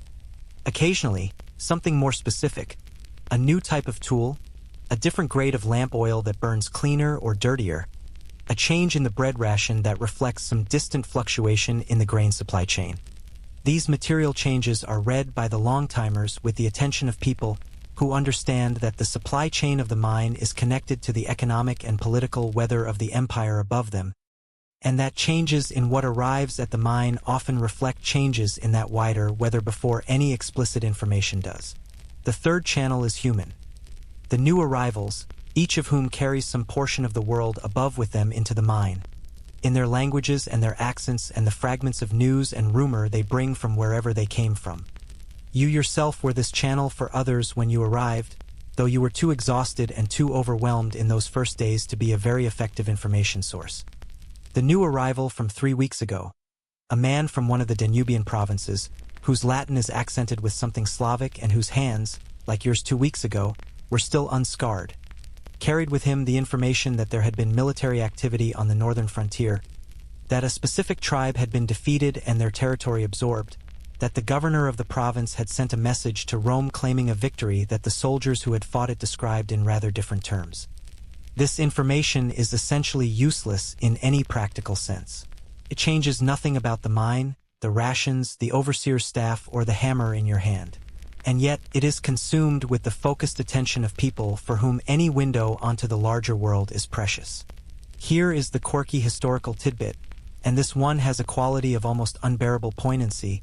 There is documentary evidence from Roman Egypt, papyri, those extraordinary survivors of the ancient world, of letters written by or dictated by enslaved people and sent to family members from whom they had been separated.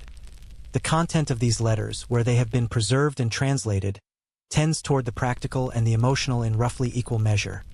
News of health, questions about relatives, expressions of longing, requests for specific items that might be sent if possible. Some of these letters demonstrate literacy in their writers. Others were clearly dictated to someone who could write. The fact that they were written at all, that the impulse to communicate across separation was strong enough to navigate the logistical obstacles of getting a letter sent in the ancient world, says something about the tenacity of human connection. Historians still argue about the degree to which enslaved people in Roman mining operations maintained family and community connections with the world outside, whether the disruption of those connections was total or partial, and what the psychological consequences of different degrees of separation were. The letters suggest that separation was not always as total as the institutional design intended. You do not have anyone to write to, or rather, you have people you could write to if you knew where they were and if you had access to writing materials and if there were a mechanism for getting a letter to them, none of which conditions currently obtain.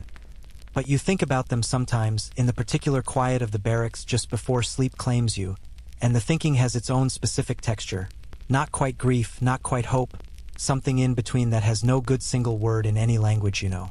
The contrast between the mine and the Roman city is not just physical. It is temporal. The city operates on a human timescale of seasons and festivals and political cycles and the ordinary calendar of a society organizing itself around shared time. The mine operates on a geological timescale interrupted by shift rotations. Your days are not marked by the calends and the ides and the feast days of the Roman calendar, by the rhythms of the forum and the games and the market day. They are marked by shifts and rations and the slow progress of a cutting face through a seam of ore. This temporal dislocation, living inside a different experience of time than the civilization that owns you, is one of the subtler forms of the mine's total claim on its workforce. The games, in particular, represent a node of cognitive dissonance when the rumors reach you about them. The Roman games, the gladiatorial combats and animal hunts and public spectacles that were the empire's most elaborate performance of power and entertainment, consumed enormous resources, including metalwork for weapons and armor produced from or that came from mines like this one. The gladiators themselves were in some ways not unlike you, people who had lost their freedom and were performing physical labor in a dangerous context for the benefit of an audience that was not required to think about their humanity. The difference was that the gladiatorial system had a certain theatrical logic. You were seen, you were spectated, your suffering was part of a public narrative, while the mine had no audience. Your suffering produced no spectacle. It produced silver, which was quieter and more useful. Somewhere above you, right now, in cities you have never seen and will very likely never see, people are spending that silver. They are buying bread and wine and cloth and fish sauce. They are paying rent and bribing officials and making offerings at temples. They are going to the baths and arguing politics and watching street performers and falling in love and having ordinary arguments about ordinary things. The entire busy, noisy, complicated texture of Roman urban life is proceeding at full volume above the roof of the world you currently inhabit. And the distance between your cutting face and the nearest Roman street market is both measurable in physical meters and essentially infinite in every other dimension. The water carrier who passes through your section around midday is a young man, perhaps 15, who has been assigned to surface-adjacent duties because of an injury to his right hand that makes him unsuitable for percussion work until it heals. He moves through the tunnel with the quick efficiency of someone who has learned not to linger, distributing water from a clay vessel, pausing at each worker for exactly the time it takes to drink and return the cup. But today, as he reaches you, he pauses for a half-second longer than usual and says, quietly, without making the eye contact that would flag the exchange to anyone watching, "The contractor's son visited the surface office yesterday. Came from Rome.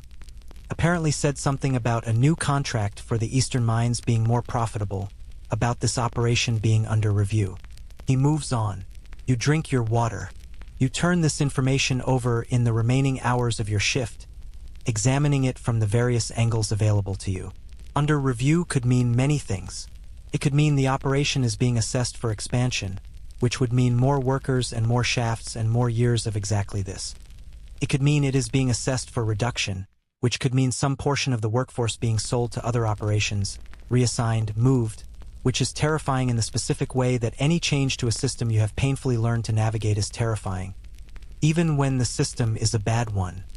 Could mean nothing, A contractor's son making conversation, the kind of managerial noise that filters down through institutions and sounds portentous at the bottom because people at the bottom have good reason to take managerial noise seriously. The man with the ruined hands, when you relay the information during the brief post-shift eating period, listens without changing his expression and then says, with the economy of someone who has processed many such rumors over many years, it doesn't change the shift. He says this not unkindly but with the precision of a man who has learned that the psychological management of uncertainty is itself a survival skill, and that the most useful response to information you cannot act on is to file it accurately and return your attention to what you can act on. The shift is what you can act on. The water break, the hammer angle, the small daily negotiations with the mountain that are, in aggregate, the substance of your life here. You file it. You return your attention. But later, in the dark of the barracks, you find your mind drifting upward through the rock, past the drainage levels and the upper galleries and the shaft timbers and the mountain skin, into the open air above, and then further along whatever roads lead from this place to the nearest town. And then the road beyond that, and the one beyond that, the whole vast road network of the Roman Empire spreading outward like the circulatory system of something enormous and alive, carrying goods and soldiers and information and the contractor's son in his comfortable vehicle to wherever contractors' sons go when they leave the mines behind. You follow the road as far as your imagination will take you before the exhaustion pulls you back, and the road fades, and the distant sounds of the night shift find you again, and the draft from under the door touches your feet with its familiar cold greeting. Above you, the stars are doing whatever stars do. The city is lit with torches and oil lamps, its noise diminished by the night but not extinguished. The empire hums along the roads. Somewhere, someone is spending a silver coin that your hammer helped make real. The transaction is completed without ceremony, without acknowledgement, without any thread of connection running back to you in the dark below. The mountain breathes. You breathe with it. The conversation happens in the deepest part of the night, in the hour when the barracks has reached its maximum density of unconsciousness, and even the man with the rattling cough has subsided into something that qualifies, at least technically, as sleep. The man with the ruined hands is awake. You have noticed that he is often awake in this hour, lying on his back with his eyes open and his ruined hands folded on his chest with a stillness that is not peace but is at least the absence of immediate motion. And he speaks to you in the low, careful register that the barracks nighttime requires.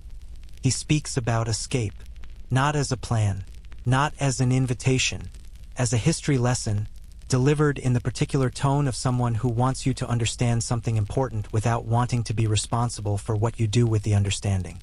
He tells you about a man who left 18 months ago. Not the polite euphemism, not left in the sense of being reassigned or sold or dying quietly in the barracks, but left in the sense of being present one evening and absent the next morning, the absence not discovered until the shift lineup, the discovery producing the sequence of events that the entire workforce had spent those 18 months processing in retrospect. The search, the overseer's response, the consequences distributed among those suspected of knowing anything, which in practice meant consequences distributed among everyone in the man's immediate barracks section, since proximity was treated as complicity in the absence of more specific information. The man with the ruined hands does not tell you whether the escape succeeded. He does not know. Nobody knows. The man simply ceased to be present, and the mountain absorbed his absence the way it absorbs everything else, and what remained was the memory and the lesson embedded in the memory, which is the purpose of this particular history lesson at this particular hour. Escape from a Roman slave mine was not impossible. This is the first thing to understand, and the man with the ruined hands is careful to say it accurately, because false hopelessness is its own kind of trap. It was not impossible.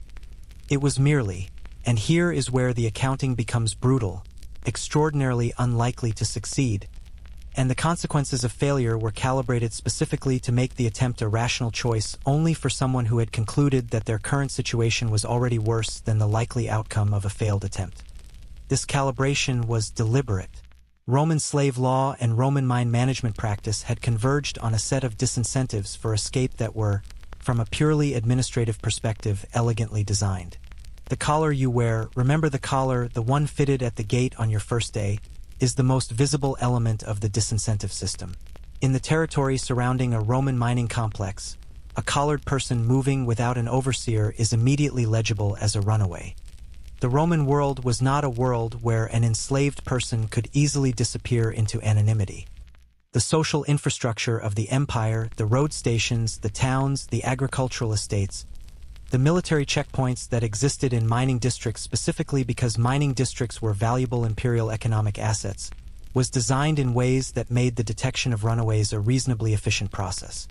Not perfect, not infallible, but efficient enough that the baseline probability of a successful escape, calculated coldly, was low. The mainstream historical fact that frames this section is the existence of professional slave catchers in the Roman world, the fugitivarii, men who made their living tracking and returning escaped slaves, operating on a fee-for-return basis that gave them strong incentives to be effective. These were not occasional opportunists but professional specialists with networks of informants, knowledge of the road systems, and experience in the behavioral patterns of people trying to disappear. Major mining districts would have had fugitivarii operating in the surrounding region as a matter of economic logic. The value of the mine's workforce made the investment in retrieval services straightforwardly profitable. The existence of this professional infrastructure meant that an escaped miner was not simply trying to outrun an individual pursuer. They were trying to navigate a regional system designed specifically to prevent their navigation of it. The geography worked against you too, and this was not accidental. Roman mining sites were frequently located in terrain that served the dual purpose of providing access to or deposits and limiting the options for unauthorized movement. Mountain terrain is geologically productive and escapologically challenging. The same passes that funnel the supply wagons into the mine complex funnel the escaped worker back toward detection. In flatter terrain, the open landscape that made Roman agricultural operations visible and efficient also made a moving person visible and detectable. The road network that was Rome's greatest infrastructural achievement was also its most effective surveillance system, because the roads were monitored, because the road stations were staffed, because movement in the Roman world required passing through a series of points where your status was legible to anyone who chose to look. Here is the quirky historical tidbit, and it is one that opens a window onto the psychology of the whole situation. Roman law had a specific provision for what happened when a runaway slave reached a temple or a statue of the emperor and claimed sanctuary there. The legal status of such a claim, whether the sanctuary was genuine, whether the owner could be compelled to sell the slave rather than return them to previous conditions, whether the slave's claims of abuse would be heard by a magistrate, was genuinely debated in Roman legal texts, and different jurists took different positions on the extent and limits of the protection offered. Historians still argue about how frequently this provision was actually invoked, whether it represented a meaningful check on the treatment of enslaved people or was largely theoretical, and what the lived experience of attempting to claim temple sanctuary actually involved for the person trying it. What is clear is that the provision existed, that people knew about it, and that the knowledge circulated through enslaved populations, including those in mining operations. Whether it was a genuine escape route or a legal fiction that provided psychological comfort while delivering little practical protection is a question the historical record cannot fully resolve. The man with the ruined hands knows about the temple provision. He mentions it with a careful neutrality that tells you he has thought about it at length and reached conclusions he is not going to share directly. He moves on. The historical record of actual revolts and collective resistance in Roman mines is thinner than you might expect, and the thinness is itself informative. The major slave revolts that Roman history records, the uprisings led by Eunice in Sicily, the revolt of Spartacus that began in Capua and spread to become an existential crisis for the Roman state, were not primarily mine revolts. They involved enslaved agricultural workers, gladiators, household slaves, people whose working conditions, however brutal, allowed for the kind of communication and collective organization that mass resistance requires. The mine environment, by contrast, was structured in ways that systematically undermined the preconditions for organized resistance, the shift system that kept workers in different configurations at different hours, the hierarchical divisions within the workforce that created competing interests, the geographic isolation of mining complexes that limited contact with outside populations, and the specific physical and psychological depletion that underground labor produced, leaving workers with limited reserves for anything beyond the immediate demands of survival. This does not mean that resistance in the mines was absent. It means it was mostly small and mostly individual. The slowed pace of work, the economy of effort that the experienced workers have already demonstrated to you, the minimum viable output that walks the line between acceptable production and overseer intervention, is itself a form of resistance, passive and deniable but real. The carefully managed information that circulates through the barracks at night is resistance of a kind, the maintenance of a collective knowledge and mutual support structure that the system did not intend and did not fully control. The small gaming pieces found by archaeologists, remember those dice from the section on hierarchy, the stolen games in the stolen hours, are resistance. The tiny marks scratched on the tunnel walls are resistance. The household shrines maintained in the barracks niches are resistance. None of them will free anyone. All of them assert, insistently, that the people doing them are more than the system's description of them. The individual escape attempts that do occur tend to follow predictable patterns that the man with the ruined hands outlines with the clinical detachment of someone who has processed a lot of data on this subject. The most common is the opportunistic disappearance during surface work, taking advantage of a surface assignment to simply walk away from the complex in a direction that is not back toward the shaft entrance. This approach has the advantage of not requiring any preparation or coordination, and the disadvantage of beginning with no supplies, no plan, no disguise, and a collar that announces your status to anyone within reading distance. The success rate of this approach is, by the implicit evidence of the ruined hands man's accounting, very low. The more deliberate attempts involve some preparation, accumulated food from rationed meals, saved over days in small quantities that will not be noticed in any individual instance, a planned direction of travel based on whatever geographic knowledge can be assembled from the fragments of information available underground, sometimes a contact, a free person outside the complex who has been reached through some channel and who has agreed, for whatever mixture of sympathy and self-interest, to provide assistance. These attempts are rarer because the preparation takes time and carries its own risks. The accumulation of food is detectable. The communication with outside contacts requires trust in channels that may be compromised. The coordination of any departure timing is vulnerable to the inherent unpredictability of mine operations. They also require a psychological condition, a specific combination of desperation and calculation, and something that might be called hope, though it is a harder and more tactical version of hope than the word usually implies, that the mine environment systematically works to erode. You lie in the dark and you run your own version of the calculation. Not because you have reached the specific threshold of desperation that makes the attempt rational. Not yet, not after only a few weeks. Not while your body is still in the acute phase of adaptation that has not yet resolved into the longer-term grinding of attrition, but because the calculation is there to be run, available in the way that any relevant piece of information is available in an environment where information is survival currency. You run it the way you run the daily assessment of your physical condition. Systematically, without sentiment, noting what you know and what you don't know and where the margins are. What you know, the geography of the mine complex, to the extent that you have observed it during surface transitions. The shift rotation patterns. The approximate positions of the overseer assignments. The direction from the mine entrance that, based on the angle of the sun you have observed during the brief above-ground periods, points roughly toward the nearest lowland and the road network beyond. What you don't know, the distance to the nearest settlement. The specific patrol patterns outside the complex, the disposition of the fugitivarii in this district. Whether the man with the ruined hands would say anything if you disappeared one morning, not from malice, but from the kind of complex loyalty to the barracks community that might, under pressure, express itself in ways neither of you could fully predict in advance. What the margins look like, thin, very thin. The kind of thin that is not quite impossible but is close enough to impossible that the expected value of the attempt, weighted by the consequences of failure, resolves to a number that a rational person examining it in the abstract would characterize as inadvisable. You are not, however, examining it in the abstract. You are examining it from 50 meters underground with rock dust in your lungs and a draft on your feet and the permanent percussion of the mountain in the background. The abstract and the concrete have different mathematics. The man with the ruined hands has gone silent. He may have fallen asleep. The stillness of his breathing has shifted in a way that suggests the transition, or he may simply have said what he intended to say and returned to whatever internal country he visits in the sleepless hours.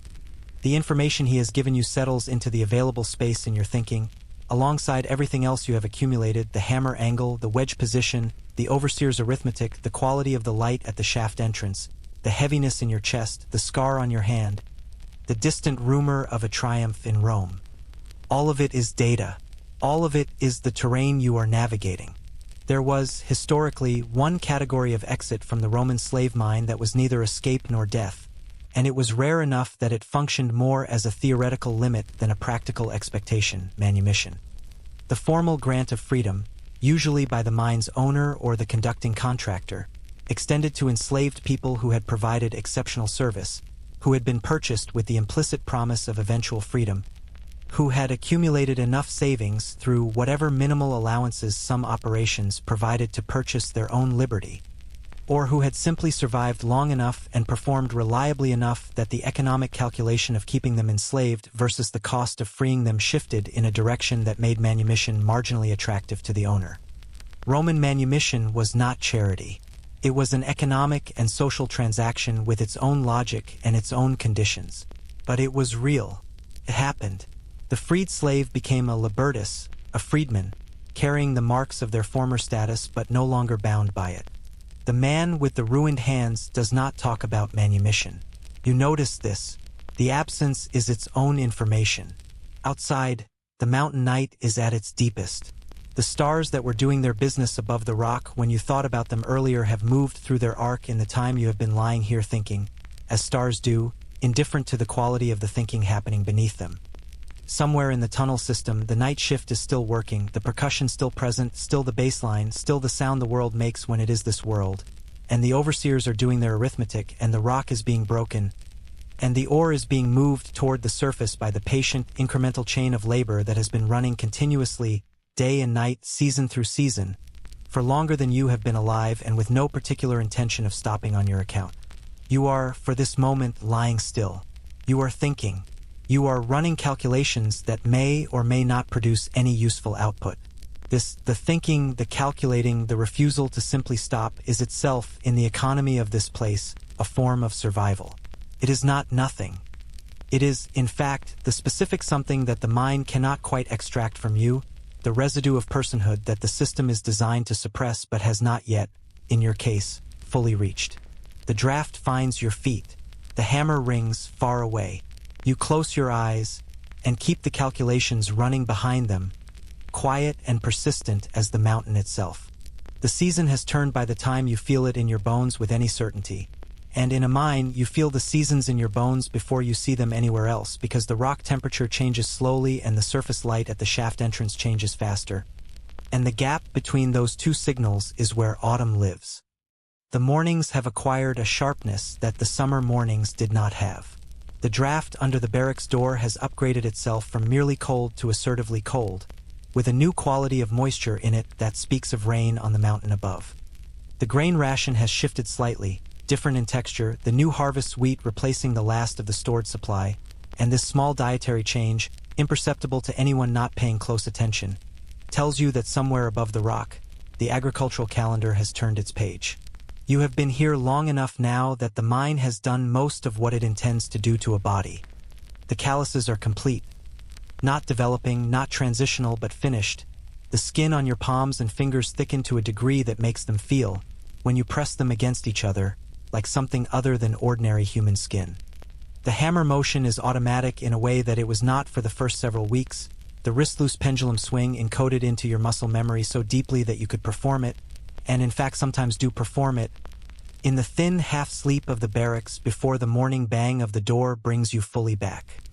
Your shoulders have resolved their complaints into a permanent low-level negotiation rather than the acute protests of the early weeks. Your body has, in the specific biological sense of the word, adapted. This is not entirely good news. Adaptation means the body has accepted the mine as its operating environment and reorganized itself accordingly. The reorganization is efficient and practical and represents the body doing exactly what bodies are supposed to do. It also means the mine has been incorporated. It is inside you now in ways that go beyond the rock dust in the lungs and the calluses on the hands, though those are real enough. The rhythm of the shift, the hierarchy of the tunnel, the specific economy of attention and energy that this place requires, these are neural pathways now, deeply worn, the cognitive equivalent of the drainage channels cut into the mine floor. You think in the mine's categories. You read situations in the mine's terms.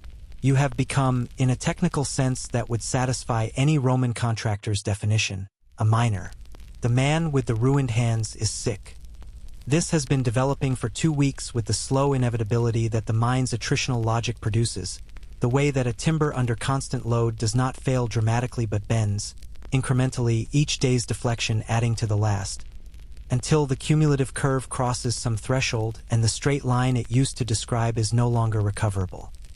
He worked through the first week of it with the focused stoicism that long experience in this environment produces. A stoicism that is not courage exactly, but is the behavioral residue of having learned that there is no category of illness that excuses you from the shift, and that therefore the most efficient response to feeling unwell is to continue working and hope the body resolves the issue on its own. The body has not resolved the issue on its own. The cough that he has developed, different from the firesetter's rattle, shallower and more frequent and accompanied by a particular drawn quality in his breathing, as though each inhale requires a decision, has come to the attention of the shift overseer, who has the mine manager's perpetual anxiety about workforce health, not from compassion but from the same economic logic that produced the vinegar and honey wound treatment. He has been moved to surface duties. This is both a mercy and an ambiguous signal. Surface duties for someone whose underground productivity has dropped due to illness is a temporary reclassification that buys the operation the use of a body that is not yet ready for the medical category of genuinely incapacitated. It means lighter work in open air, which is unambiguously better for his lungs in the short term. It also means reduced rations because the ration system is calibrated to labor category, and surface light duties is a lower category than underground cutting. He is receiving less food at precisely the time when his body needs more resources to address the illness. This is not a contradiction in the system. It is the system working as designed, and the design is indifferent to the contradiction. You bring him a portion of your own ration on the third evening of his surface assignment, transferring it during the post-shift eating period with the casual, unannounced motion of someone placing a cup on a surface rather than making a gift, because the vocabulary of direct generosity is complicated in this environment and he would not receive it easily if it were framed as charity. He eats it without comment. He does not thank you. This is correct. This is the right transaction, conducted in the right register. You both understand what it is. The mainstream historical fact for this final section is one that closes a loop we opened at the beginning, and it concerns the end of the great Roman slave mines rather than their operation. The mining complex at Carthago Nova, those silver mines that employed 40,000 people at their height, did not end dramatically. They did not end with a revolt or a liberation or a moment of historical rupture that the sources record as significant.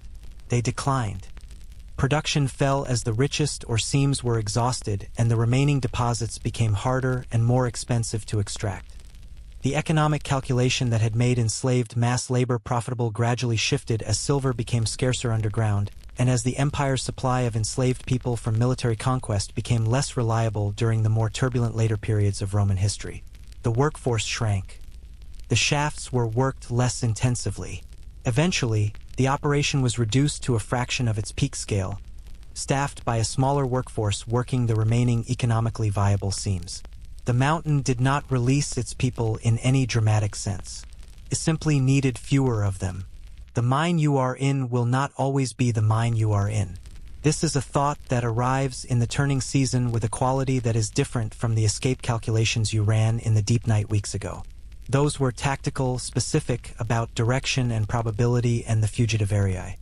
This thought is longer and stranger, more geological in its timescale. The mine will change. The seams will move and thin and exhaust. The contractor's calculations will shift. The population of the barracks will turn over slowly, as it always has, new arrivals replacing those who are sold or reassigned or sick or gone in the ways that people go in this place. And the institutional memory of any specific collection of people will dissolve back into the general residue of the place. Even the mountain, in its deep time, is not permanent. The ore is finite. The investment eventually stops making sense. And then, one by one or in larger increments, the people are moved elsewhere. The shafts are abandoned. The timber rots. The drainage wheels stop turning.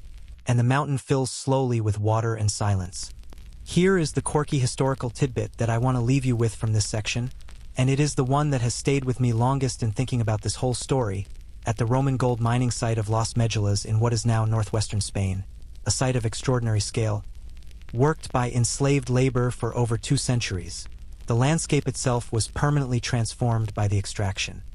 The Romans used a hydraulic mining technique called ruina montium, the ruin of mountains, in which entire hillsides were collapsed using water pressure to expose the gold-bearing gravel beneath. The result, 2,000 years later, is a landscape of extraordinary strangeness. Eroded red rock formations, ravines and pinnacles carved by ancient water.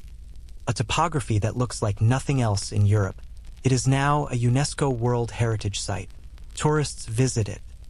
They take photographs and describe it as beautiful, which it genuinely is, in the specific way that large-scale geological formations are beautiful.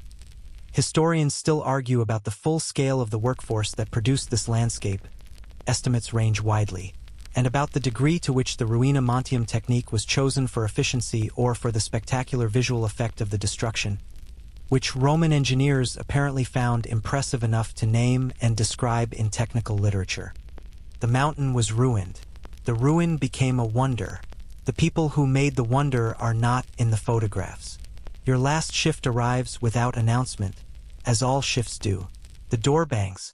You are up and in line before the sound has finished echoing. The shaft takes you in. Your lamp lights the familiar orange circle.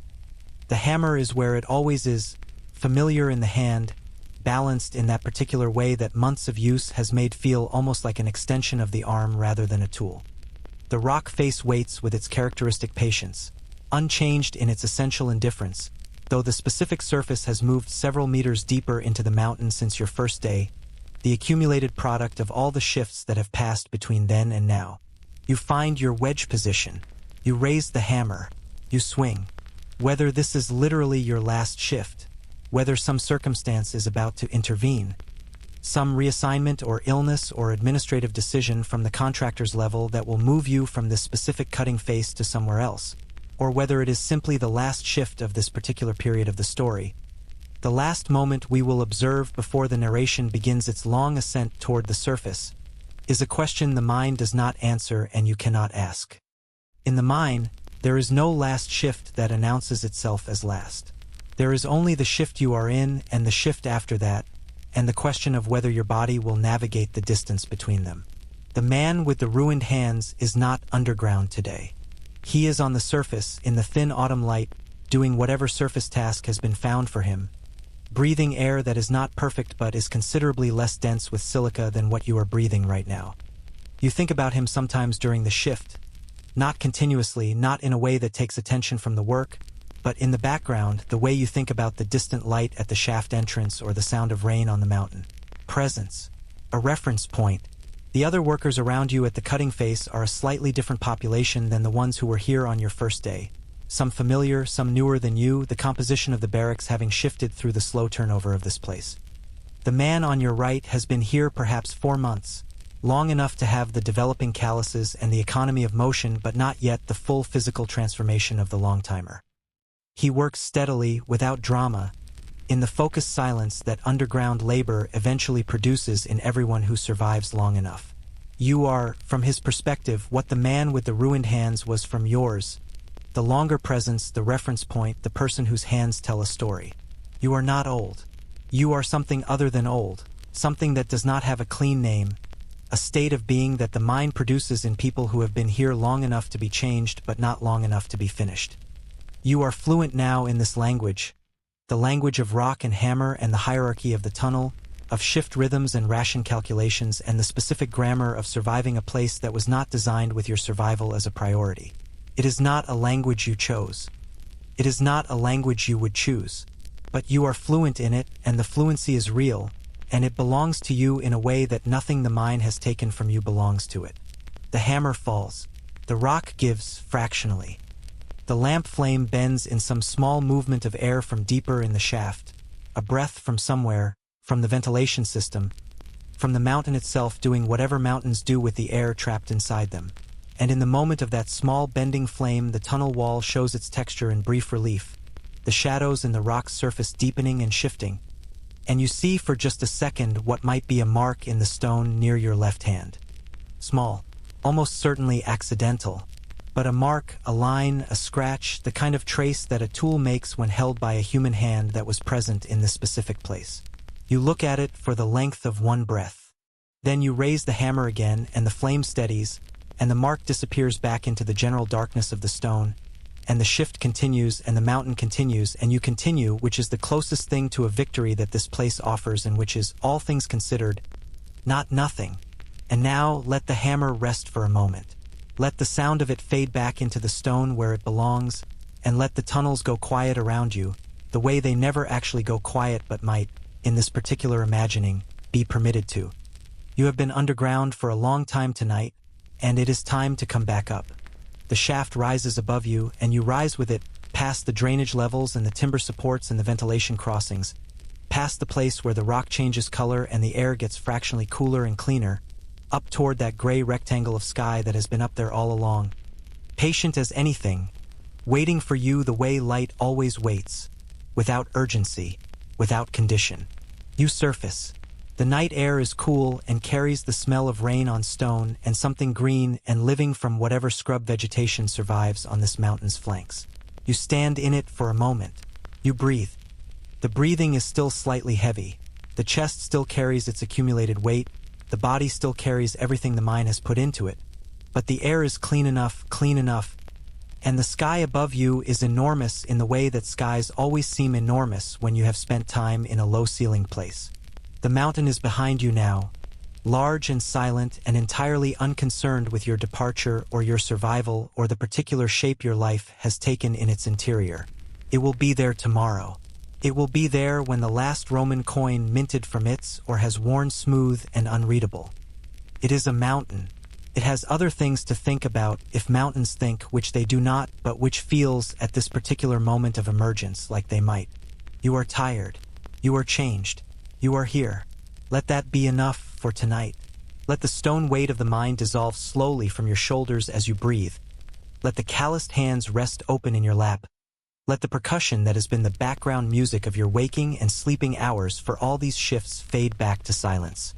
The cold draft is just wind now outside. The darkness is just night. The mountain is just a mountain.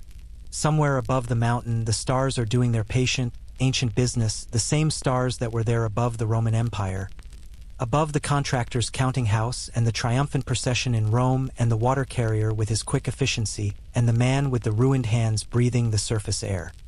The same stars, moved only a small amount in 2,000 years of turning. Still there, still steady, still carrying no particular message but their own persistence. You have lasted longer than the mountain expected. You have been here and marked the walls in whatever small ways remain available, and carried the weight and run the calculations and breathed the dust and eaten the gray porridge and listened to the percussion and survived the shift. The night is quiet now. The hammer is still.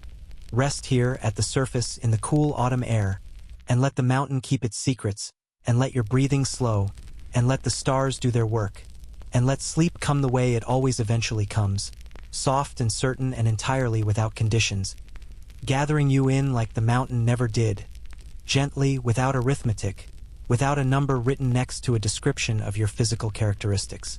Just you, just the breath, just the quiet that is, finally, genuinely quiet. Sleep now.